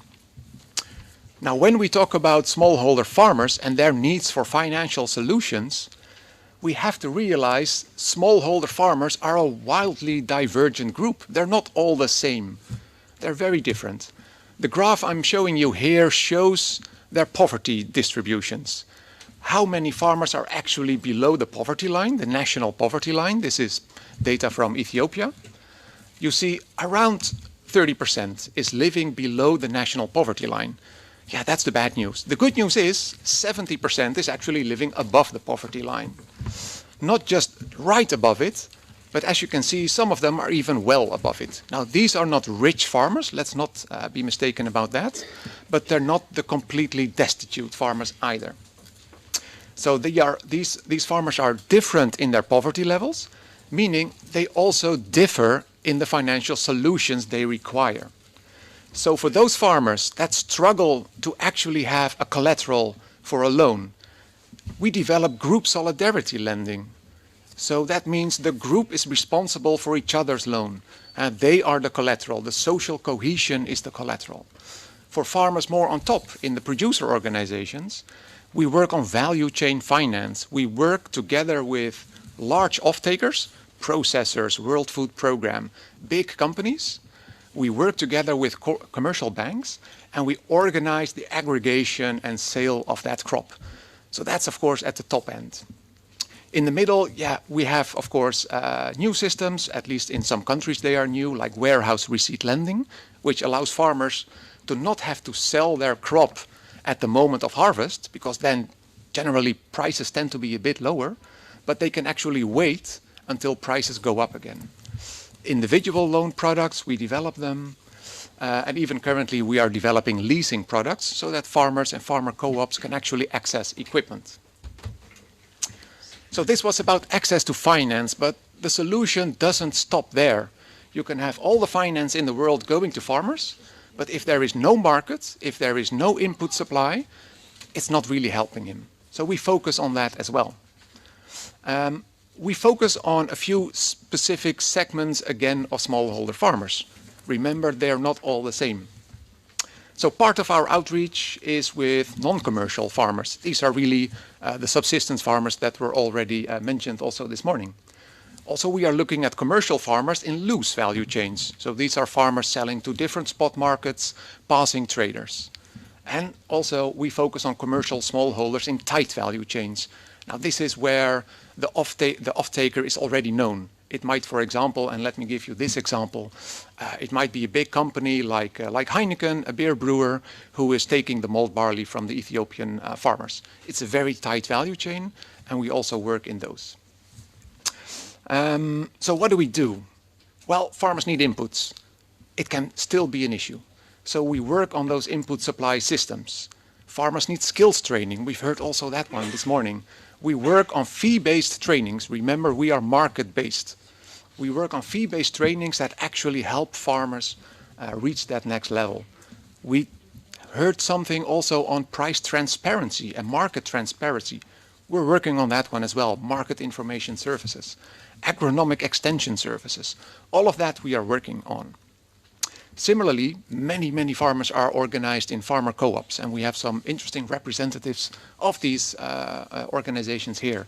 So we help build the capacity, the management capacity of these producer organizations. We help them build their capacity on management, financial management, quality control, post-harvest loss. We're trying to improve that system as well. And of course, the access to markets. So we link those POs to the big buyers. We link them to the commercial banks. We organize the business-to-business sessions, and we help to establish sustainable business models. So my point really is, those two pillars, they need to be together. The combination of them, in fact, is key to raise yields, to sell to markets, to increase that crop revenue, and to improve that food security. So on that access to finance, these are the things that we work on. Our main entry point is the microfinance institution, and we do a lot of risk management, portfolio management, capacity building of microfinance institutions. But also we work for the bigger business deals. We work with state and commercial banks. We are slowly venturing a little bit into crowdsourcing. Specifically in Senegal, we have a very nice example of that. Very critical to our success is the work with refinancers. Microfinance institutions need money to lend to farmers. They don't have it out of nothing. So we work with big investors to get them to refinance MFIs. In those cases where that really presents a problem, we're working on savings mobilization. So internal savings amounts that the MFI can then use for lending. And we combine that with the value chain development. We work with those processors, with those really big buyers like Olvea and Occitan and Heineken. We even work with traders. These are the middlemen. Yeah, not always a positive role, but sometimes a necessary role anyway. Our main entry point is again the producer organization. So we do a lot of capacity building there. Of course, the prime focus is the smallholder farmer, and we work with those input suppliers, business development service providers, farmer field school. Now, this is a bit of our outreach. To be very honest, I don't know why I put it there. It's utterly boring. Let me go to this one. This one is really more interesting because we want to be close to these farmers. We want to know what their needs are. We want to hear the solutions they are looking for. So we went to them. We sat with them under their trees, in their compounds, in their offices, in their fields. And we talked to them. What do you need? How is it? How are things improving? And, you know, formal impact studies are still underway. It will come. But I have a few examples, at least from some case studies that we did. So still a formal study, but not statistically representative. I will immediately admit that. So what do we see happening at the smallholder farmer level in Burkina Faso? Sesame farmers improving their farmer techniques, accessing credit, raising their yields from 80 to 300 kilograms per hectare, going from 2 to 3 meals a day. Now that's food security, increasing food security. Senegal, farmers accessing warehouse receipt lending. They receive higher prices on their yields, have less post-harvest loss, increase their food security specifically in the lean season when it's worst. Rwanda. This is more on how we change systems. We introduced credit risk management with MFIs. The moment we did that in one branch, we saw agri-loan sizes increasing because now the MFI is aware of risks. And we saw non-performing loans, the defaulting loans, dropping to almost zero. That's how we are improving the partner, the commercial system with the partner. Ethiopia, a group of potato farmers. We linked them to a big buyer, which was actually a Dutch potato chip manufacturer. The first year, they sold nearly 2.5 metric tons, which is not really the point. The point is, it now generates interests of MFIs to finance this chain. So we are de-risking this value chain, getting the finance now flowing. So maybe quickly to wrap up, because I'm getting some signals from my... what are drivers of success for us? It really starts with understanding the system. So you have to do your homework, and you have to build in continuous learning loops. You pilot something, but maybe it doesn't work. You adapt and you change. So learning loops are always there. It also means you have to be flexible to adapt. When market conditions change, you adapt. If something doesn't work, you adapt. It means there is no linear blueprint implementation anymore. Now, it sounds very nice when we're talking about agile and dynamic and all those approaches. Actually, yeah, this does cause a bit of discomfort. It's not predictable what we do, which is sometimes difficult for a donor, even difficult for ourselves. We have to follow where the analysis, where the market leads us. A single solution for us just doesn't work. We are a bit more holistic than that. We blend all these multiple solutions. And really the scale up for us is in changing the system. If the system independent from us is changing, yeah, we're free to step back and let the market take over. Now, are we seeing this systemic change that we're after? And remember, this is the holy grail that we're after, so it's not there yet, but we're seeing early signs. We're seeing MFIs internally scale up and expand these developed products to new crops and new branches. We see producer organizations becoming more service and market oriented, now receiving credit from commercial banks where previously there was none. We see farmers now showing a willingness to pay for services where normally they would not have much of that willingness. We see a value chain coordination that is improving, for example, in the interprofession, which is more of the West African approach. New MFIs, new POs are looking to join STARS, and actually we're implementing our approach also in different value chains as well. Now, a few challenges still exist. They're standardized, everybody will know them by heart. Let me just mention that a few of the topics we also heard this morning. How do we include the climate resilient agriculture? How do we focus specifically on youth and gender in market systems? How can we still push that digital innovation in loan assessments, in tracking product flow? And how do we work on fair and transparent pricing? That's the focus for us in the last year. But this is really what I wanted to show you. So thanks for your attention. And I hope I'm still on time. Thank you very much. Merci Marco. Thank you, Marco. Unfortunately, we haven't got too much time to go into great detail about your presentation, but I'm sure there'll be some questions afterwards to help us learn a bit more about this matter. Now I'd like to hand over to Mamadou Goita. He's also very committed to farmers and farmers associations in Africa. He's the executive director of EAPAD, but he also works on a far larger scale, far beyond his work at EAPAD. So now I'd like to hand over to Mamadou. And Mamadou, I will have to remind you to perhaps be a bit quicker. Thank you, Fatma. I'll try to be brief. And the documents will be available to you afterwards. I would have to talk a bit about the territorial aspect and family farmers and their ability to meet the needs of urban centres for food. One fundamental question is, what exactly are we talking about when we talk about territorial markets? They have been the object of the Food Security Committee, and they have a rather interesting definition, and there's an interesting definition on page 2. They're local, national and regional markets, so very diverse markets, and you might be operating at the local or urban level, peri-urban, national level. So all these different levels.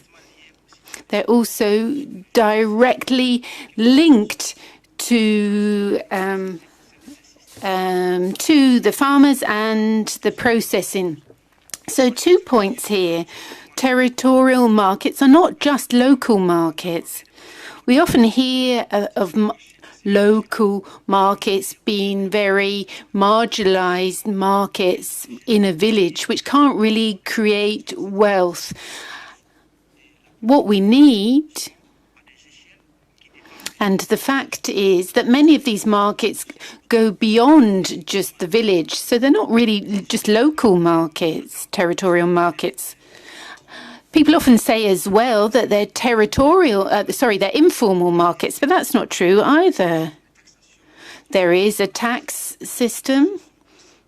There is an informal aspect to these markets, but there is also a formal side to these markets that go beyond just a community or a village. And they're often cross-border markets as well, covering a whole zone. There are also 8 characteristics that have been defined of these markets. The marketing of these products are linked to the creation of wealth, and the wealth created is done in the territory. And very often people are surprised that the growth rate in Africa is high, but people are increasingly poor. But that's the way the economic system is in these countries. The wealth is created inside the country, but the people benefiting from this are outside the country because their wealth is exported, despite the fact that it's created in the country. So there's a number of points that I want to emphasize in my presentation. In most countries, in particular West Africa, haven't defined the aim of the agricultural sector. We've got pastoralism, we've got livestock farming. What does this mean? Well, it means that these countries in general don't have an agricultural policy. So the question is, what type of market are we talking about? What we didn't hear this morning, less than 20% of these products are on the formal markets and on the global markets, but 80% of the produce is not on the global markets. And that has created the situation that we are finding ourselves in many countries now. So it's about the circulation of food and food produce. So we need to first solve the problem and define the type of vision that we have for the agricultural sector in these countries before we can resolve the issues that the agricultural sectors are facing and the markets are facing. There's not a lot is known about these markets. They create wealth to feed the population, but this wealth also needs to be redistributed within the country at the regional level as well. So here's an example. You can't read it very well, but it's about the structure of investments. These family farms can improve the quality of their produce. We had a food crisis in 2008, and a lot of countries took measures to support family farms to help them produce better and more effectively. Rice, for example, we saw a rise of 11% before and after the crisis. Maize, that rose by 10% in West Africa.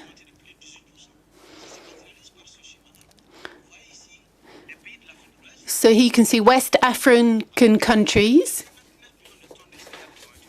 And we have 59 million tons of cereal that were produced. So that's a substantial rise and has an impact on global production.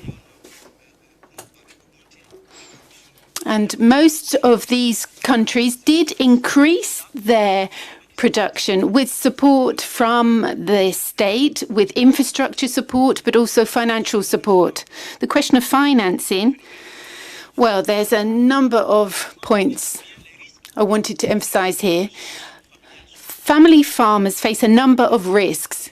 Their ability to improve their the way the markets are structured, but also to create wealth is a very important thing. These farmers need to be able to reinvest in their farmers, and this is important at the local level.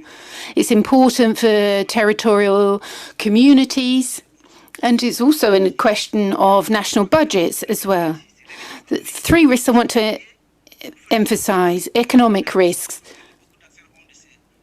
linked to the perception that many investors have of family farmers. The economic risk linked to the fact that these farmers find it difficult to access loans. 15 to 18% is the amount of loans that of family farms that can access loans in these areas. And the loans simply aren't adapted to funding these types of farm. The interest rate is very high, and the loans are for too short a period to allow the farmers to develop over time. So these risks, and then there are natural risks and technical risks related to climate change, to the risks of that the crops themselves face, and also the animals that they might become sick, for example. There are a number of initiatives in the region that I won't insist on. Now, let's look at the needs. I don't know how many minutes I've got left, but I'll try to tell you about this. The first level of need is very important. It's about human capital and social capital. We talked about training and support and basic infrastructure. These are the best ways to ensure the distribution of this wealth and this food in the territory. And we don't have an ideal situation at the moment at all. There are structures to distribute the food in areas where it's not produced, and there are a number of countries that are doing well here, but not all. And access to education, access to water as well, the power on the market, negotiating power on the markets, the capacity to influence policymakers as well. Now, 3 suggestions that I'd like to conclude with. The first aspect is the type of support. Funding these types of farms is an essential issue. The credit system, the lending system at the moment is not suitable for these family farms. The second point, there are structural problems that need to be sorted out. And there's questions of road transport, storage problems. And then there's support for food security and food sovereignty. And this needs to be sorted out at the regional level and at the national level. And there could be various means of improving this. Now, improving production, territorial markets, these need to be adapted and made far more coherent. And then, of course, the regulating of these markets, that needs to be sorted as well. And, of course, the processing of these produce, agro-food business as well, so that the family farmers can access these processing systems. And, of course, and of course training for young farmers as well. So all this information is available in the presentation. Thank you. Merci Mamadou. Thank you, Mamadou. Et merci de comprendre. And thank you for understanding the fact that we're a bit short of time. I'd now like to call on Mr. Kola Masha, Managing Partner of Babangona from Nigeria, also working closely with farmers. It's a social enterprise helping small farmers. Kola, you have the floor. Merci beaucoup. Good morning, everyone. So today we're here to talk about Babangona and the work that we're doing with smallholder farmers in northern Nigeria. So Babangona, which means great farm in the language of northern Nigeria, Hausa, is a highly innovative, scalable, and financially sustainable business that is part owned by the farmers that we serve. In effect, what Babangona does is address the underlying reason why small-scale farmers are poor, which is their low economies of scale, and enables them to dramatically improve their profitability and productivity. So we have definitely not done this alone. We have a tremendous group of partners that particularly have provided a significant amount of debt financing to enable us to scale. I must begin by thanking the EU, particularly through the EDFI program that has been a critical partner for us, among others. And with that support, over the last 10 years, we've been able to generate significant impact and be able to garner a lot of support from other partners. Forbes recently listed us as one of the top 5 most innovative social enterprises on the planet. We were the first organization to win to be the first for-profit organization to win the Skoll Award for Social Entrepreneurship. Bill Gates recently highlighted us as one of 5 agricultural innovations to reduce carbon emissions. And we are recently listed by the London Stock Exchange as companies that inspire Africa. In addition, we've been our work particularly in supporting the reducing the impact of insurgencies in the region that we operate has been highlighted by the Wall Street Journal, the Financial Times, amongst others. Now, these are Babangona members. You can see they're quite happy. Why? Over the last several years, the average Babangona member has been able to achieve yields that are more than 2 times the national average. They've been able to achieve net incomes that are more than 2.5 times the national average. This has enabled us to scale about 300-fold since inception. Today, we are the single largest maize-producing entity in Nigeria. Cumulatively, we have deployed over 140,000 loans to smallholder farmers in northern Nigeria and achieved a repayment rate of over 99%. And finally, we've been able to do that while being financially sustainable. So we are able to do that and achieve a positive net income doing that. Now, before we talk about exactly what we do, I want to talk briefly about why we do it. Well, in Nigeria alone, from 1990 to 2010, about 20 million youth entered the Nigerian workforce. This triggered youth unemployment to spike over 60%, triggering not 1, not 2, but 3 insurgencies.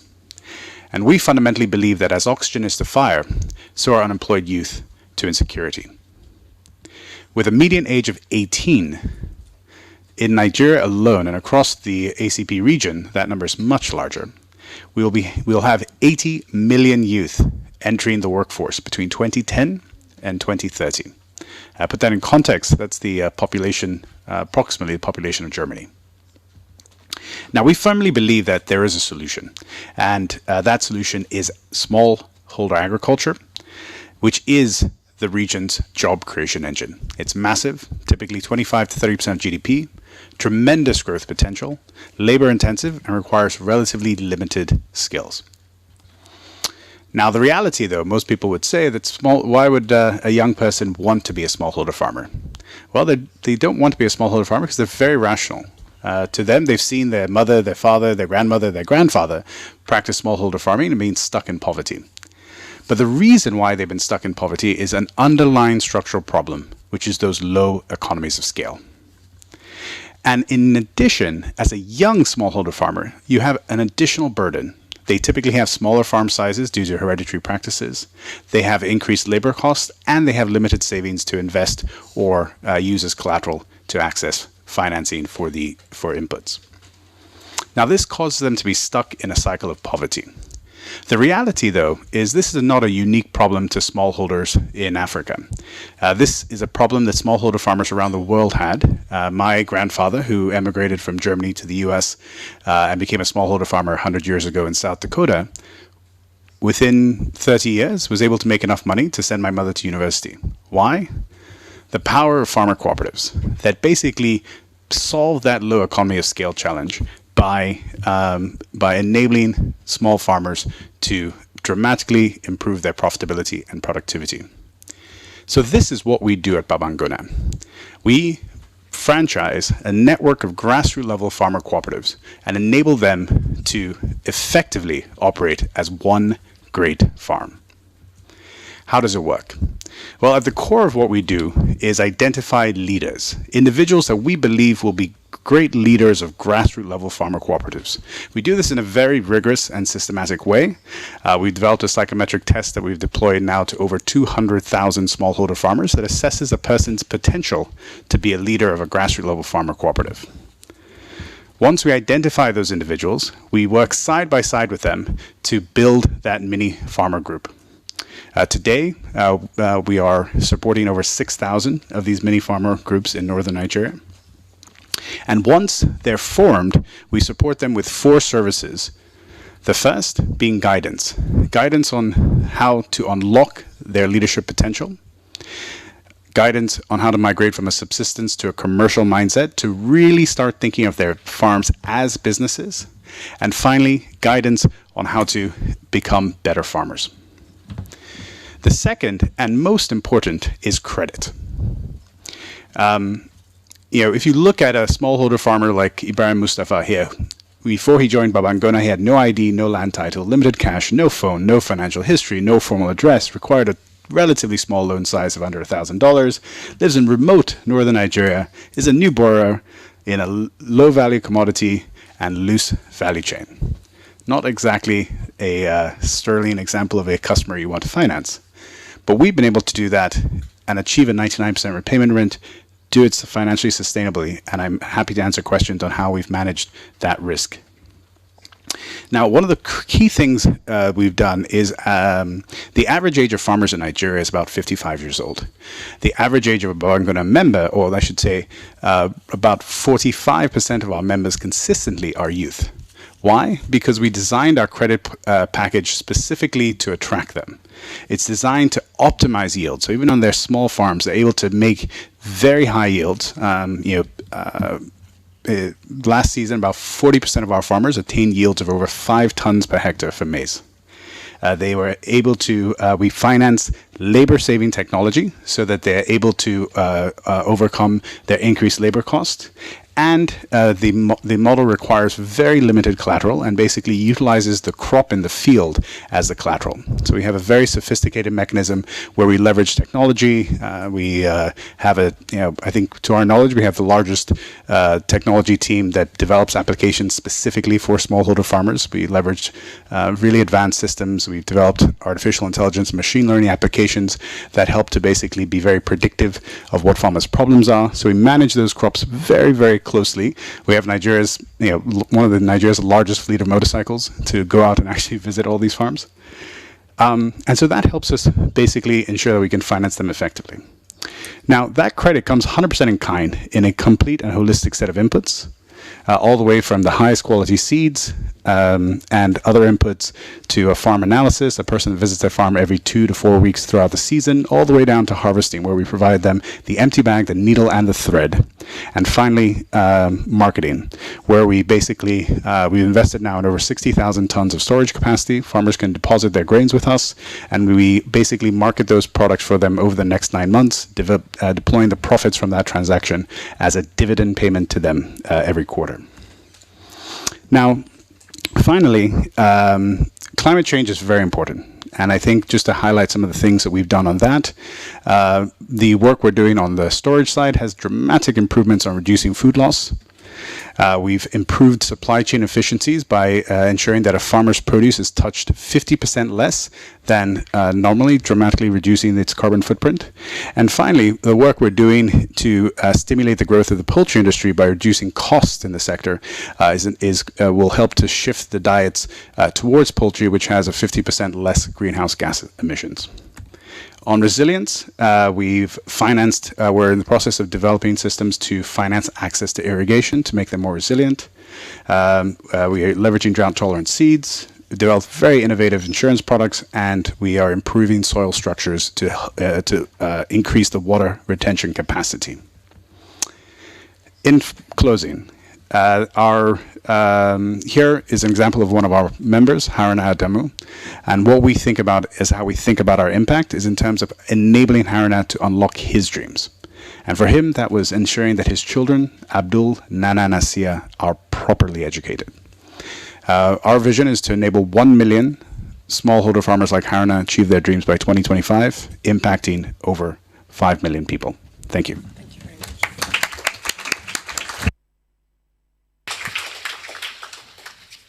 Merci, Cola. Thank you very much.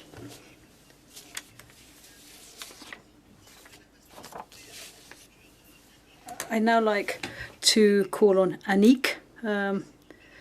She was a doctor. She studied medicine, but then she dropped medicine to become a farmer. So she's somebody who is clearly very passionate about agriculture. And she will explain what CAPAD has been doing in Burundi and what successes it has achieved.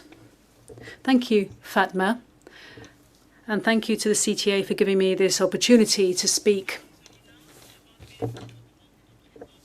When Isolina called me to ask me to speak about the impact of women's organisations, I was tempted to answer, well, I'm living proof of that impact.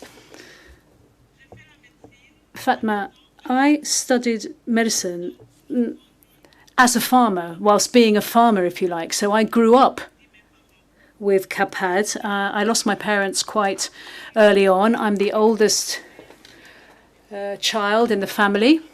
I learnt about farming from my late parents, and then we used that to make a living. And I was involved in CAPAD from the very beginning, before it was actually a fully fledged organisation. It is now a national confederation of producers. So basically, I grew with as the structure grew.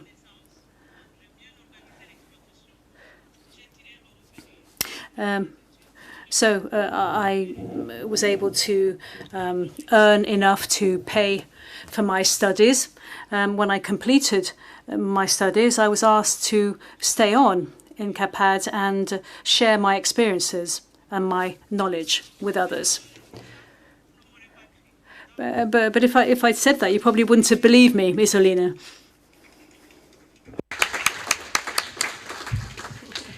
Donc je dis. So my reaction was slightly different. I said, look, this is quite timely because we've recently carried out a study using money from the Food Security Fund.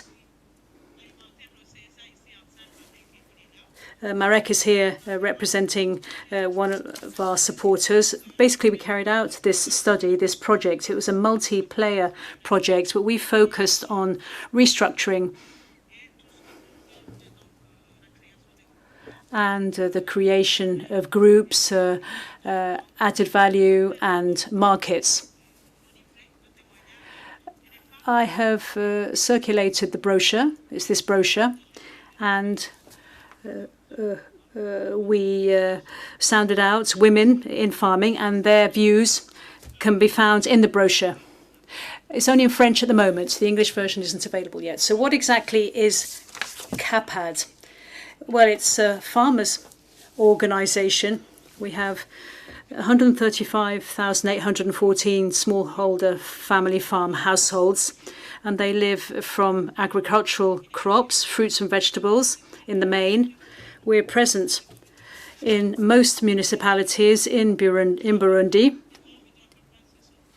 and most members of CAPAD are women, 72%. It's very important when it comes to assessing the need for digitalization, and I'd like to thank the different organizations who've supported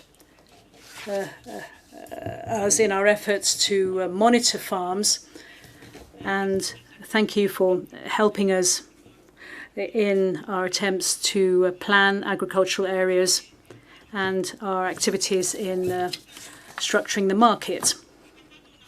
Now, we have 62% women, as I said, but in the meetings of CAPAD, initially, there weren't any women present. And when I started to become active in CAPAD, I did ask the question. I asked the men why there weren't any women, and they said, don't worry about it, women haven't got enough time. Women have no time. In any case, we're here, we'll tell them what's going on.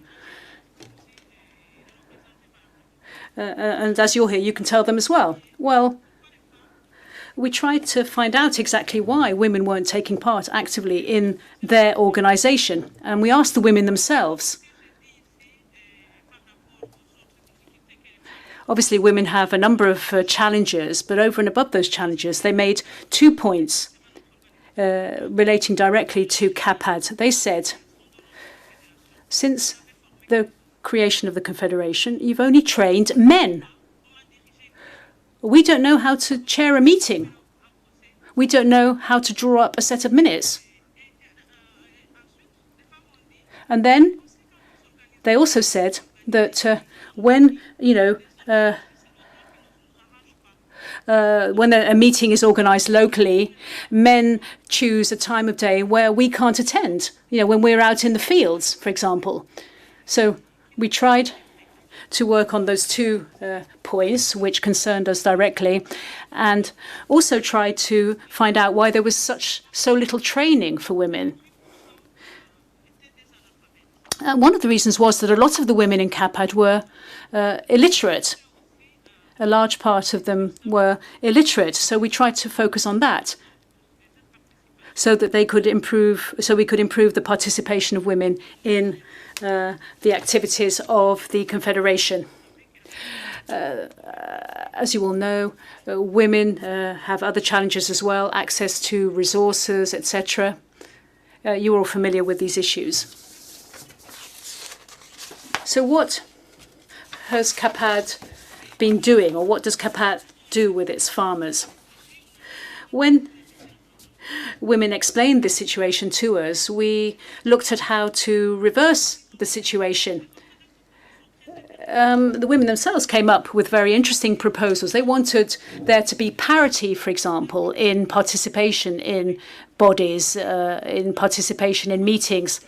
And they wanted a rotating presidency in the groups, and they wanted this to be enshrined in the rules of procedure, so that everybody followed that rule to make sure that those rules were respected. And then our women colleagues said, we have specific problems. We know that this organization is working to improve access to financing. You work with the banks, but the money from the banks doesn't reach us.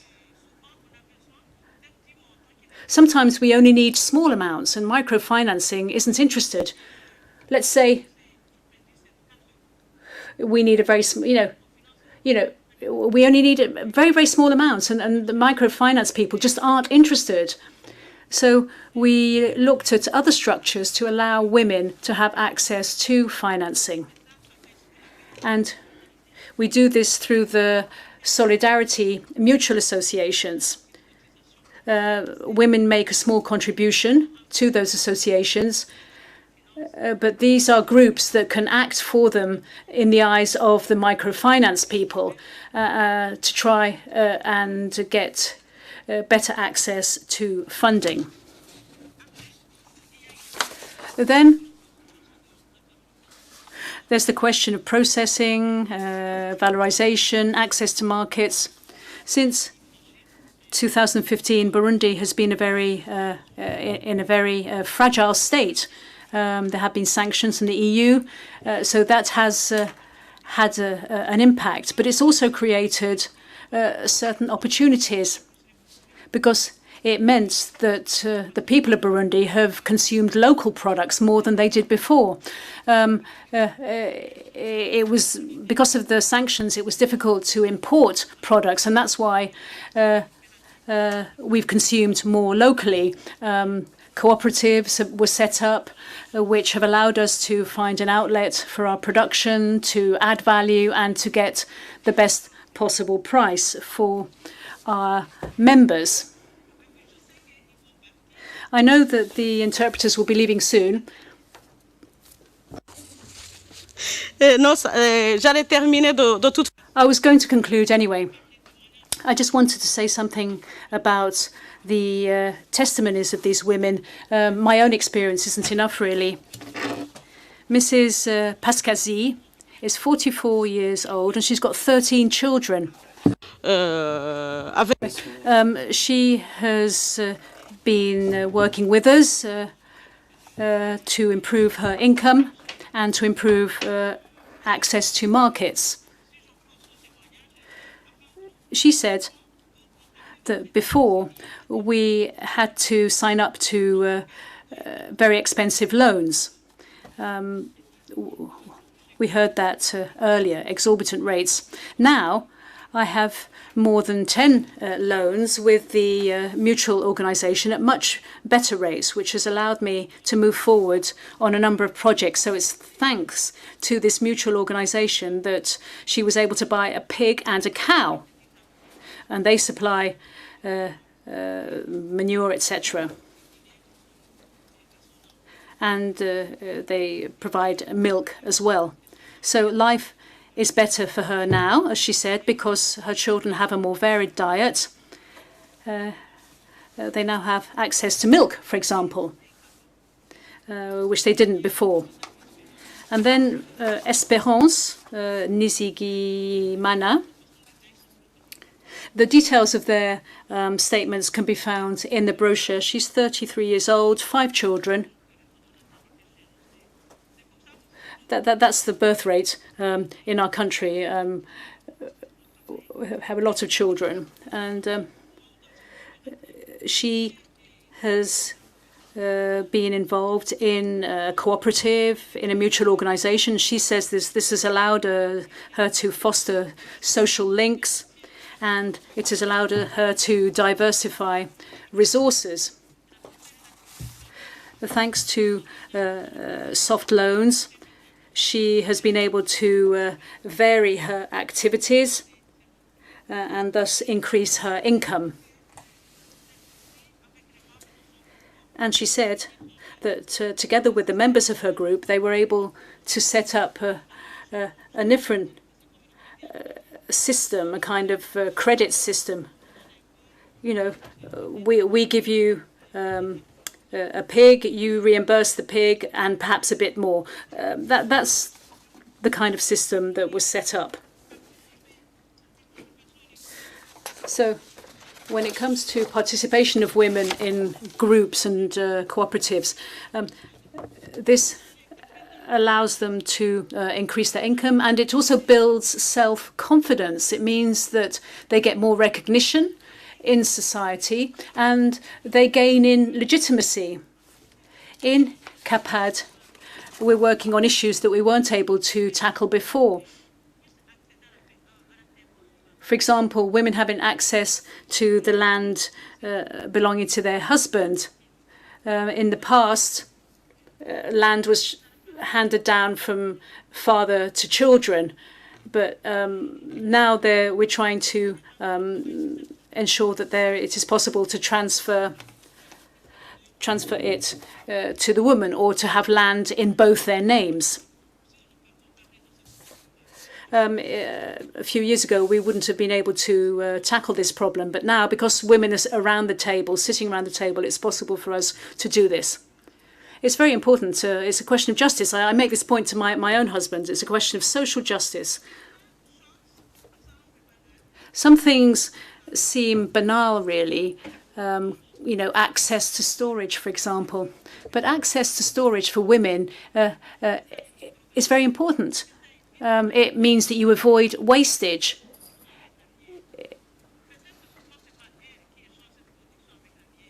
It allows people to, it allows women to manage their stocks more effectively through the storage system. They can improve control over their stocks. And this also encourages co-management between husband and wife. And participation in these organizations increases the decision-making power of women. Thank you.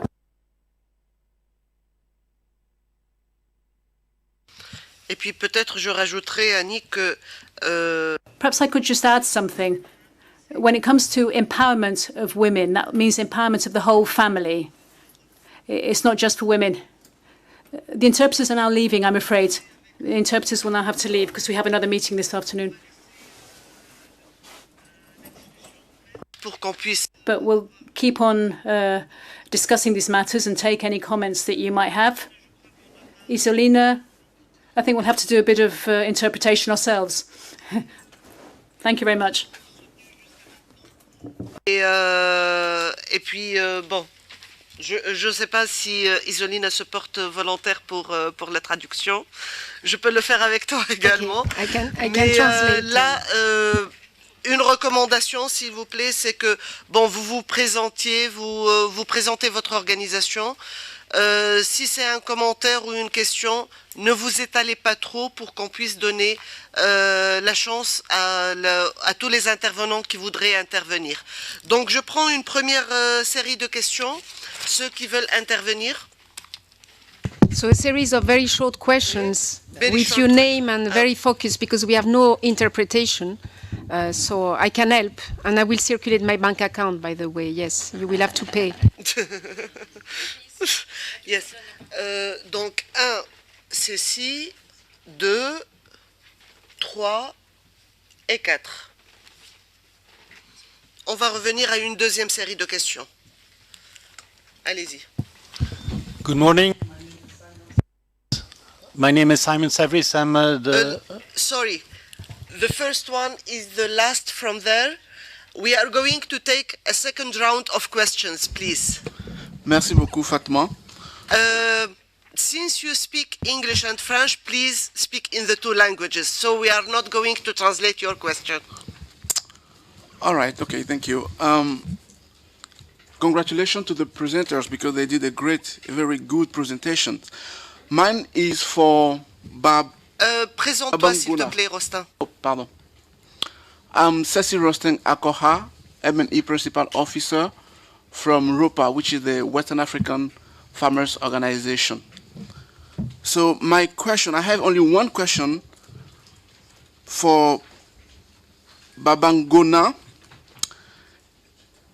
I think the device they present, the mechanism is very great, but I just want to know, I want to have a bit details on the mechanisms. How do they select the farmers that they support? How do they choose them among their society, among the communities? La question que je voudrais poser, ça s'adresse à Babangona.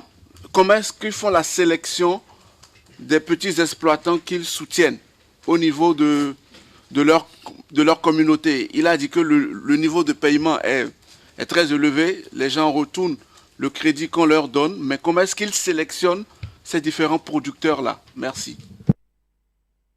Merci.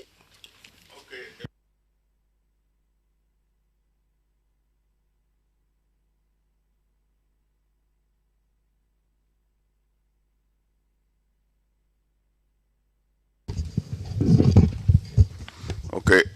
Moi, c'est Birba Atanas de la Fédération des professionnels agricoles du Burkina. J'ai une question à l'adresse de M. Marco. Parce que notre fédération intervient également dans l'appui à la production auprès des petits producteurs à travers la mise à leur disposition des engrais.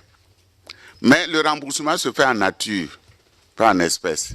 Et ça nous permet de collecter les céréales et de revendre. Mais on accompagne également ces petits producteurs au marché à travers une commercialisation groupée de leurs produits pour éviter qu'ils ne bradent leurs produits.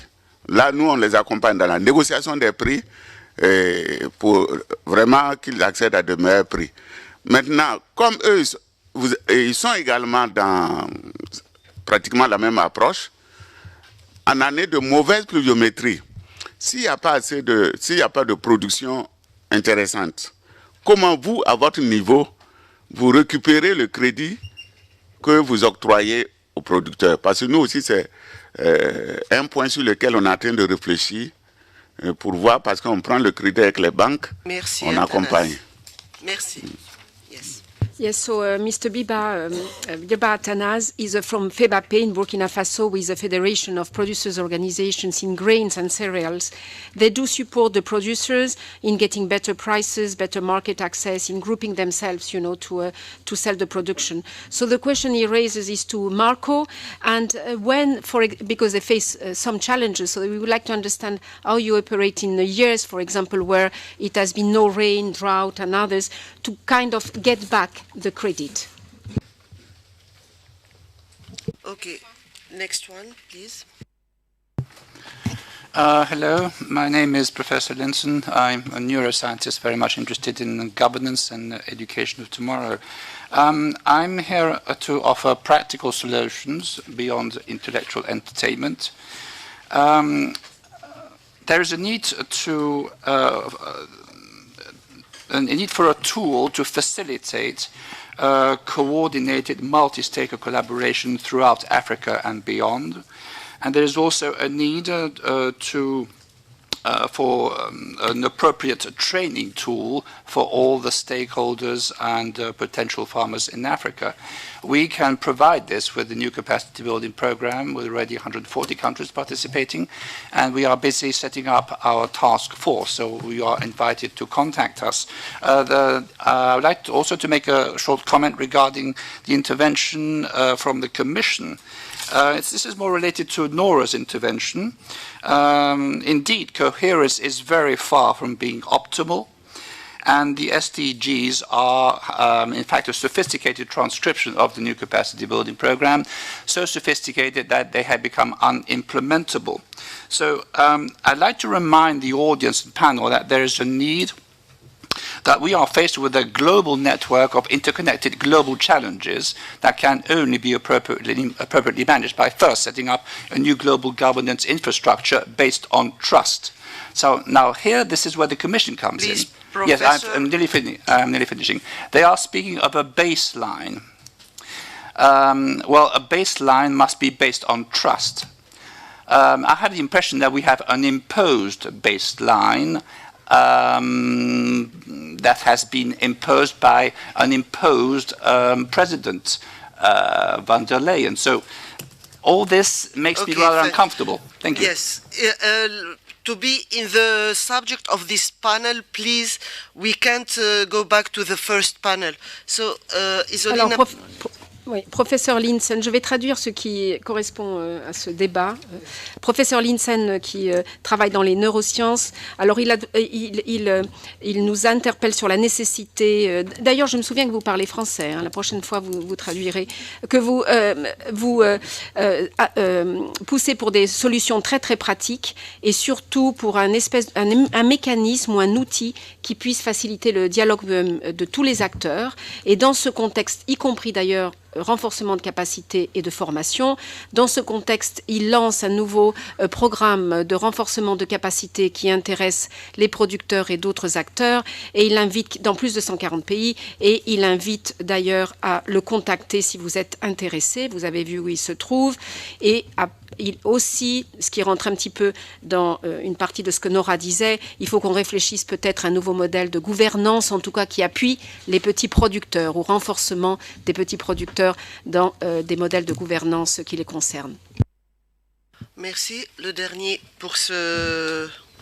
Oui, merci. Je m'appelle Joseph Kouchika. Joseph Kouchika, venu du Bénin, d'une organisation paysanne appelée Conseil de concertation des riziculteurs du Bénin. Et là, je représente le cadre régional des organisations de producteurs de riz de l'Afrique de l'Ouest. Ma question s'adresse à M. Marco par rapport à l'appui, à la mise en place des financements. Quel est le taux de crédit que vous appliquez aux producteurs? So Mr. Joseph Kouchika is from Benin. He's from the organization of producers of rice. He's also representing the regional negotiation framework for rice in West Africa. His question is directed to Marco and to know what credit rate you apply to producers. Thank you. Alors, étant donné que nous avons des questions juste pour Marco et pour Baba, alors c'est Cola, voilà, pardon. Nous allons prendre encore quelques questions. On a eu un commentaire, donc on va prendre encore quelques questions, comme ça vous pouvez répondre à toutes les questions. So since we have only two questions for Marco and for Cola, we are going to take other questions so they are able to answer after the second round of questions. So I see you have asked to... okay, who else? Est-ce qu'il y a d'autres questions? And please, if you are bilingual, you can ask your question in English and in French. Donc, s'il vous plaît, si vous êtes bilingue, vous pouvez... you have understood me. Ok. Ok, 2. Donc, 1, 2. C'est bon. Et 3. La commission. Ok. So, please. Simon Savris, private advisor of Maria de Los Angeles Garcia from Dignity Service. I have a question. J'ai une question pour toute l'audience, for the whole audience. Come and join us if you want to rebuild the agriculture value chains in Sierra Leone. This is a project we have started 9 months ago. We had 4 visits. Nous avons débuté il y a 9 mois. Nous avons réalisé 4 visites et nous sommes prêts aussi à y associer la qualité des orateurs que j'ai rencontrés aujourd'hui à l'ACP CT1. And we will be associating the quality people representing the speakers today at CTA. We have private and public funding. We have developed a tool that allows us to develop a financing of national development priorities of countries, to start with Sierra Leone. Nous avons donc développé avec des acteurs institutionnels internationaux une capacité financière importante pour soutenir tous les plans nationaux de développement tels que les gouvernements les mettent en place. Je vous remercie et je serai ravi de vous rencontrer après le déjeuner. Merci. I'm David Mwonge from Uganda, a smallholder coffee farmer that works for a farmers organization called New Cafe. My question goes to Marco, and specifically on the access to finance. I don't know if in your work you have come across the need for patient capital or long-term financing for the smallholder farmers, because in most cases we're told long-term financing is for the bigger need? Thank you.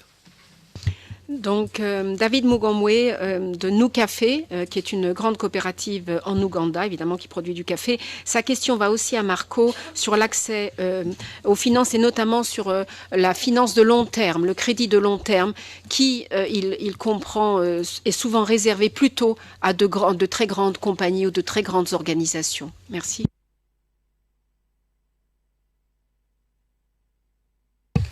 Merci pour la parole. Bruno Leclerc, Commission européenne, DEFCO. La question va à tous les représentants des organisations paysannes. Questions goes to all representatives from the farm organization about commodity price on the world market and its fluctuation, which is a key issue that has not very much been raised during this morning session. And practically, I would like to have your opinion and your reaction and potential action related to the recent political call from Ivory Coast, Ghana, for an increase of the cocoa price. Thank you very much. En français, donc nous n'avons pas abordé durant cette matinée ou très peu la problématique des prix des denrées alimentaires sur les marchés mondiaux et sur la fluctuation de ces prix. C'est un problème autant pour les petits agriculteurs de la région ACP que pour les agriculteurs européens. Comment vous positionnez-vous par rapport à cette problématique majeure de prix au plancher? Et tout particulièrement, un cas concret, que pensez-vous et comment réagissez-vous et comment agissez-vous par rapport à la déclaration récente du gouvernement ivoirien et ghanéen par rapport à la fixation d'un prix plus élevé pour le cacao? Merci.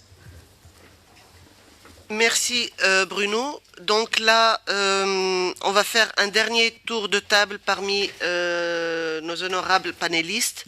Donc je vous donne la parole pour 5-6 minutes à peu près, durant laquelle essayez de clôturer et de répondre aux questions. Have you understood? Or? Yes. Okay, perfect. So I don't need to translate. If you can. So it's a last round that I give 5 minutes for each panelist.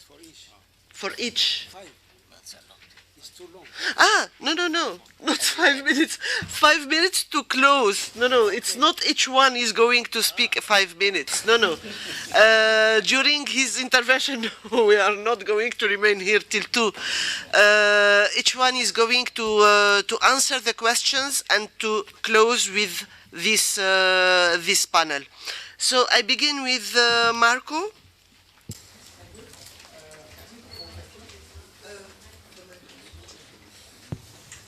Okay, thank you. Thank you for your questions, all of you. Let me try to be as brief as possible in answering them. They're sort of interrelated. I will first start with the interest rate.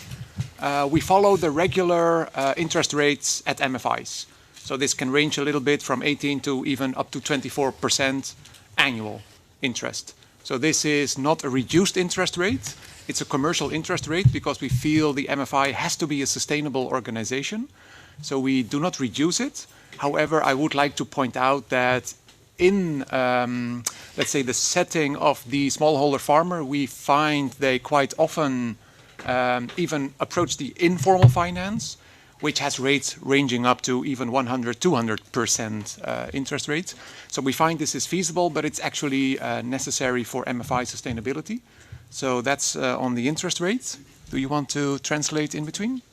Donc pour les taux d'intérêt qu'ils suivent sont les taux plus ou moins officiels, 18 à 24% de taux annuels. Ce n'est pas donc un taux réduit. Cependant, dans la partie informelle, souvent les taux de finance vont de 100 à 300%. Oui. C'est vrai. In terms of the long-term finance, yes, we find there is a need. On the one hand, it has to do with access to equipment, which is not a short-term investment. So in that sense, we are working on a leasing product that allows for this long-term finance. However, that goes beyond just a financial solution, because once you talk about equipment, you have to be there also thinking about maintenance, etc. So in that sense, it's a bit more complicated than just the financial part, but we are moving into that one. And also as a next step in the individual loans, we will be looking into multiple cycles. Farmers taking out a loan to cover multiple cycles of their harvest. Donc sur la finance, le crédit à long terme, alors en effet, ils ont quelques solutions. Une, c'est sûr, ça concerne surtout d'ailleurs l'accès à l'équipement qui, bien évidemment, n'est pas quelque chose de court terme. Et ils sont en train de travailler sur un produit de leasing dans ça, de crédit. Deuxièmement, en fait, ce n'est pas uniquement aussi un problème de finance, parce que très souvent, dans les problèmes d'équipement, il y a un problème de maintenance. Donc, ce n'est pas uniquement d'avoir l'argent, mais toute une série, c'est assez complexe.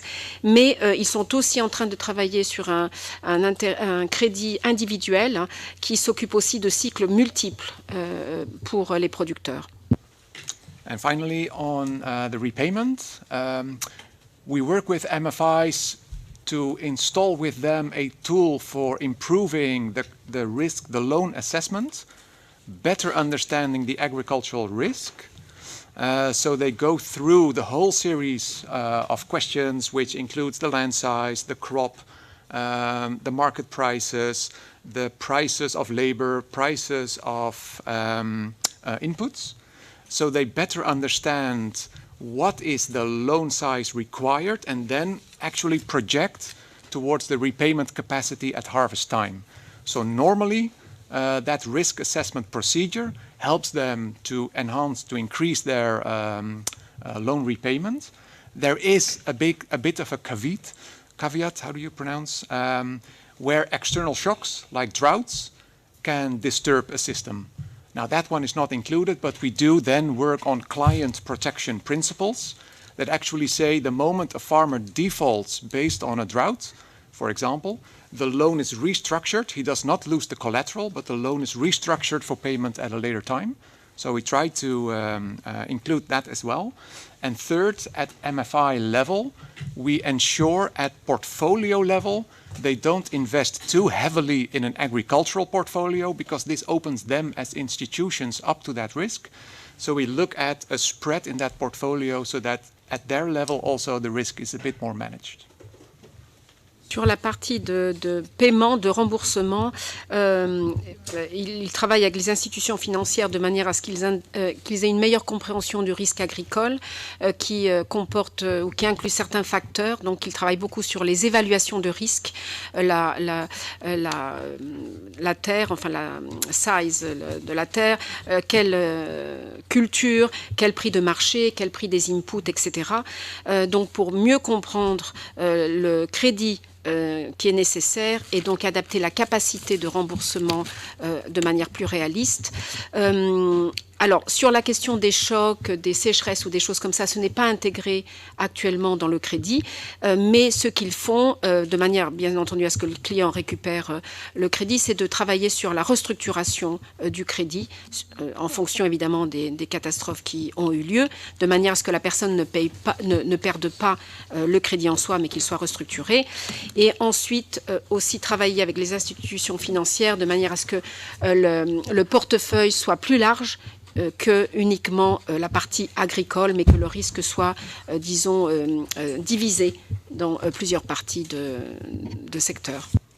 Oui, c'est ça. Okay. Thank you, Marco. Now I give the floor to Mamadou to give his final remarks and especially perhaps answer the question of Bruno. Donc là, je donne le micro maintenant à Mamadou, qui va parler dans les deux langues. Comme ça, tu peux te reposer, Isolina. Et notamment, peut-être répondre à la question de Bruno, de la Commission européenne. Merci beaucoup. Assez rapidement, donc, par rapport à la situation du Côte d'Ivoire, je pense que c'est le reflet de ce qui se passe au niveau de l'ensemble du continent. Qu'aujourd'hui, la question de la fluctuation des prix pose énormément de problèmes aux producteurs. Souvent, il y a des incitations à travers des financements en amont qui poussent à cette augmentation de la production, mais la question des marchés pose énormément de difficultés. Donc, on a vu que les mesures qui avaient été prises par la Côte d'Ivoire et le Ghana avaient porté des fruits parce qu'il y a eu un impact sur les prix sur le marché, compte tenu de la position de ces deux États. Mais malgré cette position de monopole, parce que plus de la moitié de la production de cacao se trouve dans ces deux pays-là, malgré cette position, je pense qu'il y a eu aussi une contre-offensive du marché, donc qui était de pousser à rabaisser, compte tenu du fait aussi que les acheteurs sont, la clientèle est plus ou moins non diversifiée. Donc, compte tenu de cette situation, on voit aujourd'hui qu'il doit avoir une cause commune. Le cacao est juste une porte d'entrée, mais que c'est l'ensemble de la structuration du marché international doit être repensée. Donc, les États ont intérêt aujourd'hui à investir en amont dans l'industrialisation et la transformation même semi-industrielle de ces produits, et qui peut permettre non seulement de créer de la richesse à l'interne, mais d'éviter ce que le Ghana et la Côte d'Ivoire ont connu. Donc il faut aller dans une approche d'abord interne d'industrialisation en termes de production de chocolat et d'autres produits associés à l'intérieur de la région, et deuxièmement, et de contribuer à avoir cette position de force dans les négociations de ces marchés et créer aussi les conditions par rapport à d'autres pays qui sont intéressés par la production de ne pas avoir ce système de monopole au niveau de l'achat. Donc c'est ce que je peux dire. Et le problème n'est pas seulement la Côte d'Ivoire et le Ghana, le problème doit être un problème régional de l'Afrique de l'Ouest, parce que ça joue sur l'économie régionale, compte tenu du fait aussi que la Côte d'Ivoire en difficulté ou le Ghana par rapport à cette production aussi contribue à baisser les revenus qui sont gérés par la CEDEAO pour assurer l'investissement dans différents pays. Alors, juste pour terminer, je vais revenir sur le tout en anglais. Je voudrais passer trois messages essentiels que je n'ai pas eu l'occasion de dire.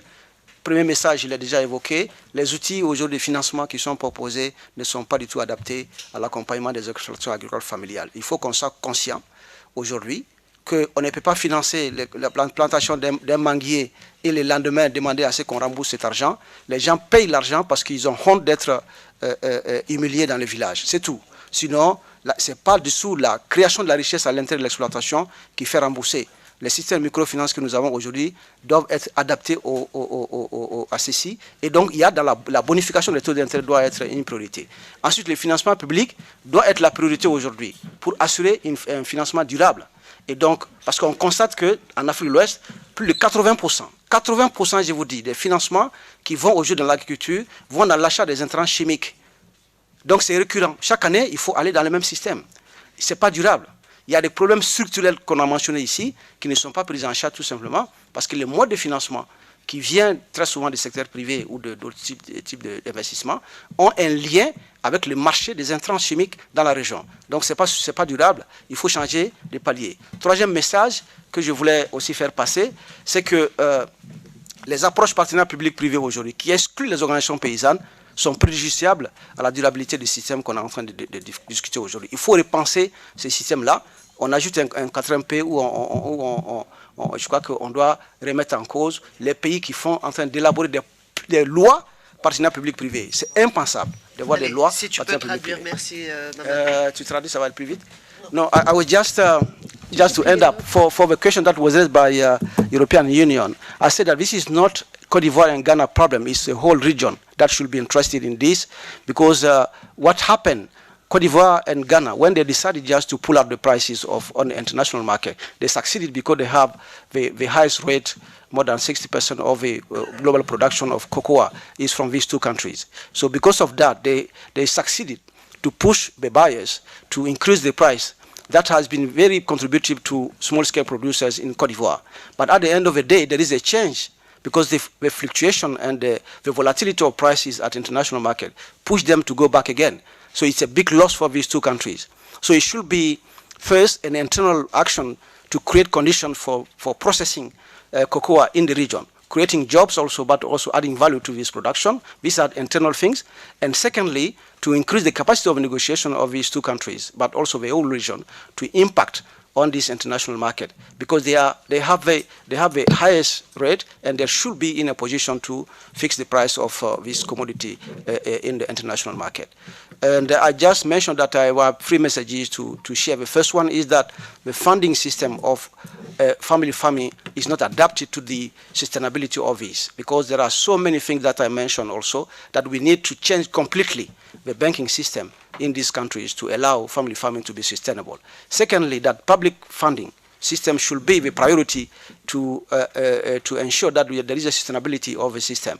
And thirdly, that the private partnership as the model that we have actually is not feasible for family farming system, because family farms are excluded from it. Secondly, that is just creating conditions for economic growth in the country, but the biggest share of the revenue will go out of the country. So these are things that we need really to incorporate in our processing, that laws on partnership, public partnership agreement should completely be reframed with a new paradigm on this sense.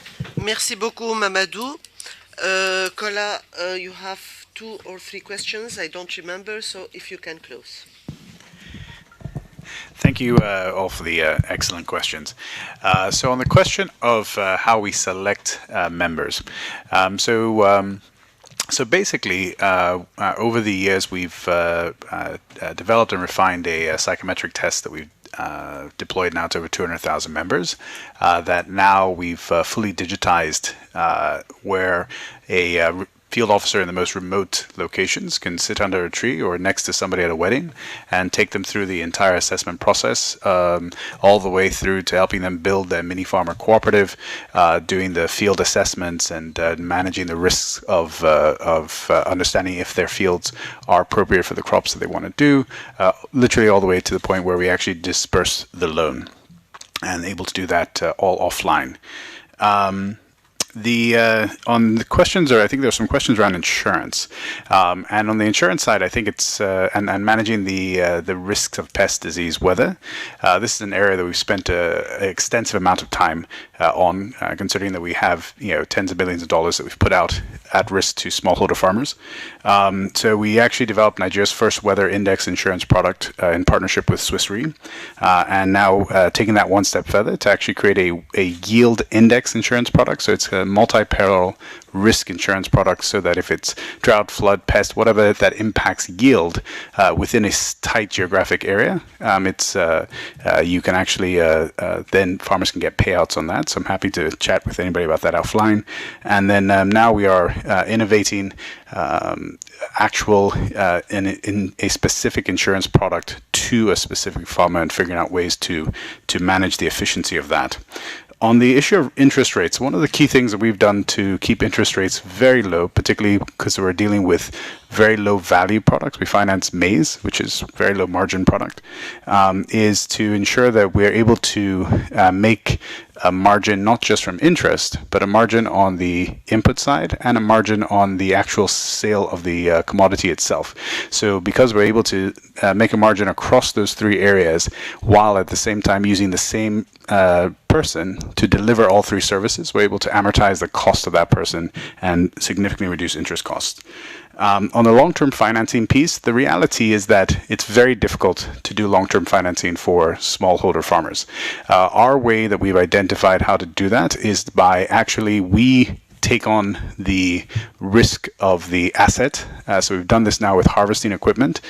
So today we run Nigeria's largest harvesting operation. We've invested in about 300 ton per hour of equipment to harvest, and then we lease that equipment on a pay-for-use basis to farmers. Same thing we've done on storage. We've invested millions of dollars in storage capacity, which we then lease to farmers on a pay-for-use basis. Finally, to touch on Mamadou's point, we completely agree that we need to rethink the way that we do agricultural lending on the continent. I believe we need to learn from the successful models of others, which hands down the most successful model today is the U.S. Farm Credit System that leverages the public debt markets to raise $200 billion a year to finance farmers through a dedicated network of agricultural lending institutions. So we are actually in the process right now of developing that network of grassroots level dedicated agricultural lending institutions that will then be able to, in good times and in bad times, lend to farmers. And because they're specialized lenders focused on specific commodities, not doing everything, just 1, 2, 3 commodities in a particular geography, they can utilize that expertise to manage the risk and ensure that clients are profitable.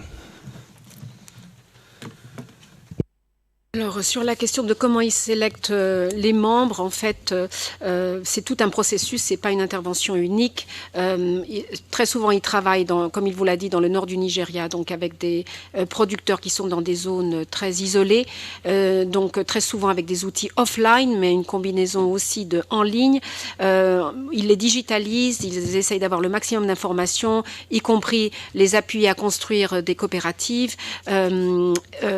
Voilà. Sur l'assurance, il y a eu plusieurs questions. Alors, de nouveau, il y a plusieurs interventions. Une, c'est d'essayer de voir comment réduire les risques.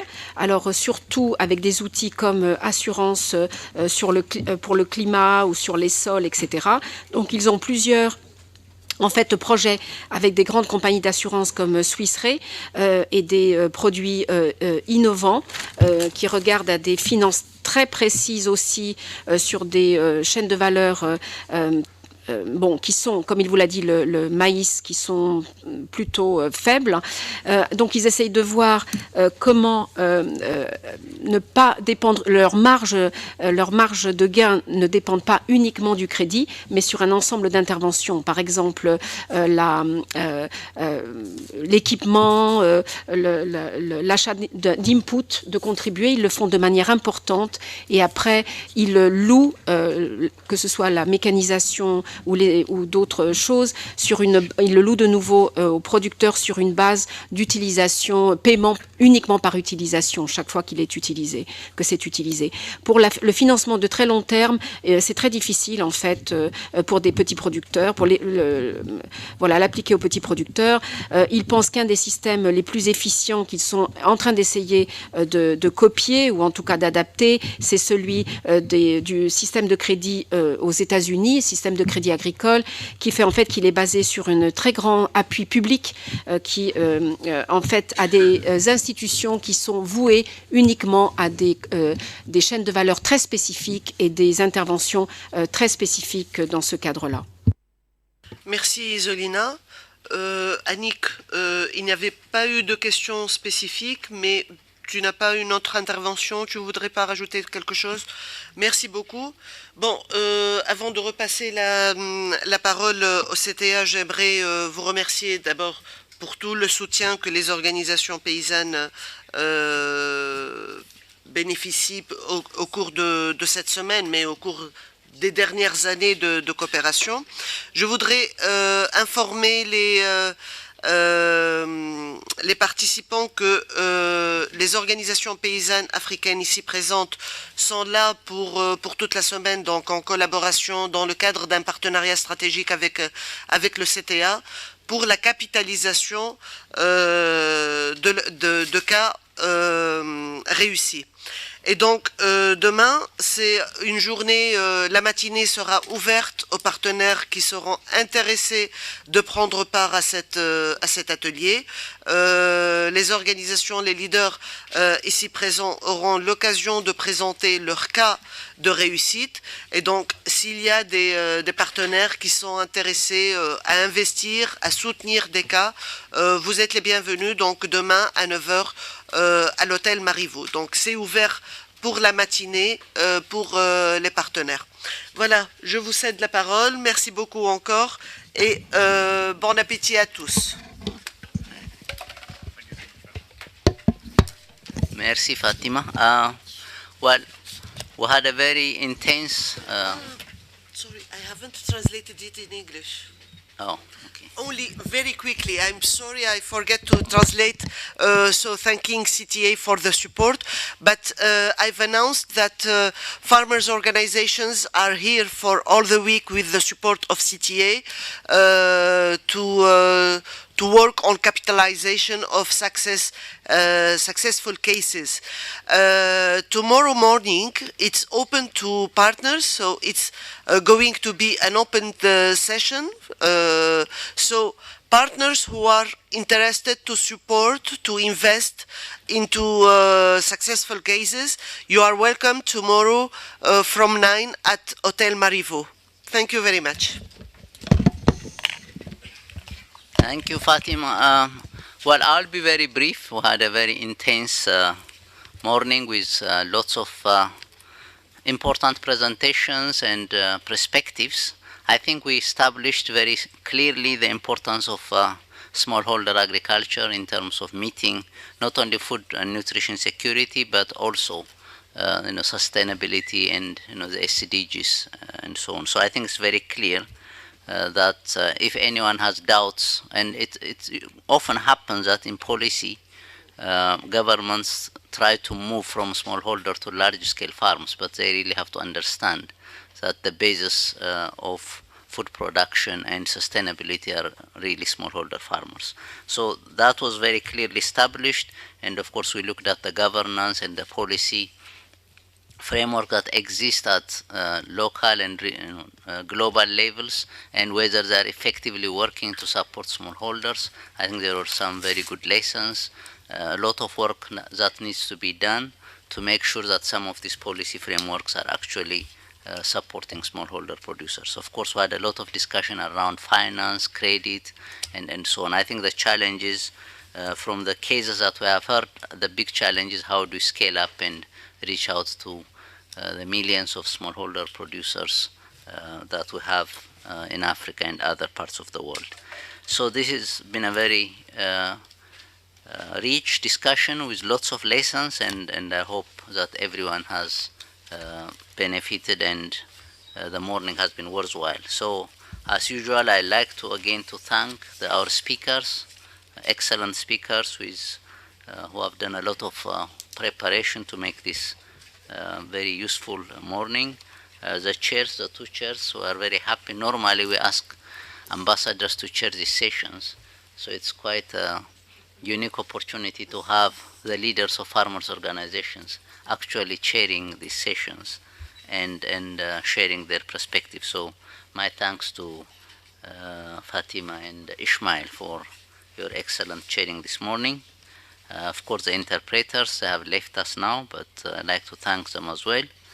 And my CTA colleagues, Isolina, and the other colleagues who all work very hard to make this happen. And you could see that the interest continues to be there. We get a lot of people to come and attend this session. So I'd like to thank my colleagues as well. And finally, of course, to all of you, the participants, for taking the time to join us and actively engage in these discussions. So thank you very much, and I invite you to join us at the networking lunch. And the next briefing will be on the 23rd of October, and it will be around regional trade. As we know, this is a very hot topic now, and we'll have, I'm sure we'll have a very interesting briefing as well around this topic. So thank you, and Isolina can very briefly maybe just summarize. Donc, le directeur du CTA remercie l'ensemble, bien sûr, des intervenants et des participants. Il a trouvé les présentations et les perspectives très variées, d'ailleurs très très intéressantes, et qui ont mis en exergue l'importance des petits producteurs et de l'agriculture familiale, non seulement en termes de sécurité alimentaire et nutrition, mais aussi de durabilité de l'agriculture et des objectifs du développement. Si quelqu'un dans la salle avait des doutes sur l'importance de la petite agriculture, il ne devrait plus l'avoir, mais nous sommes tous des alliés des producteurs. Ce qui importe, c'est que les gouvernements et les politiques qui souvent pensent que c'est plus facile de passer d'un système de petite agriculture à très grande agriculture comprennent en effet que la petite agriculture est aussi très résiliente et très efficace. Et ça, c'était le but, en tout cas, de cette session. Nous avons eu des présentations très intéressantes aussi en matière de politique sur la gouvernance, non seulement locale, mais avant tout globale, puisqu'elle détermine beaucoup des impacts locaux. Donc ça, c'est très très important de suivre comment les intérêts et la protection des petits producteurs s'inscrit dans cette gouvernance-là. Et un autre point qui est très important, nous avons pu avoir quelques petit résumé d'interventions positives, mais c'est toujours très limité, et c'est comment en faire d'autres et comment mettre à échelle et multiplier les succès pour des millions de petits producteurs qui en ont besoin. Alors, il remercie les excellents intervenants qui, bien évidemment, ont passé beaucoup de temps dans les préparations. Il remercie, vous savez que les briefings sont faits une demi-journée un peu pour aussi impliquer les politiques ici à Bruxelles. Donc, souvent, on a des modérateurs de session, des présidents de session qui sont des ambassadeurs. Ici, c'était des producteurs à juste titre. Alors, il remercie personnellement et au nom de vous tous Ishmaël ainsi que Fatma, qui sont des leaders d'organisations paysannes. Il remercie les interprètes, il remercie l'ensemble du staff du CTA qui prépare les briefings. Et il voit que l'intérêt est toujours là par rapport à toute votre participation. Il vous remercie tous. On vous annonce que le prochain briefing sera le 23 octobre. Il portera sur les opportunités du commerce régional, comme on l'a vu aujourd'hui aussi. C'est très très important et c'est un moment très crucial, non seulement en Afrique, mais au-delà. Et alors, on vous souhaite un très bon appétit et on vous remercie. Je suis désolée si j'ai fait des petites erreurs d'interprétation. Pardonnez-nous.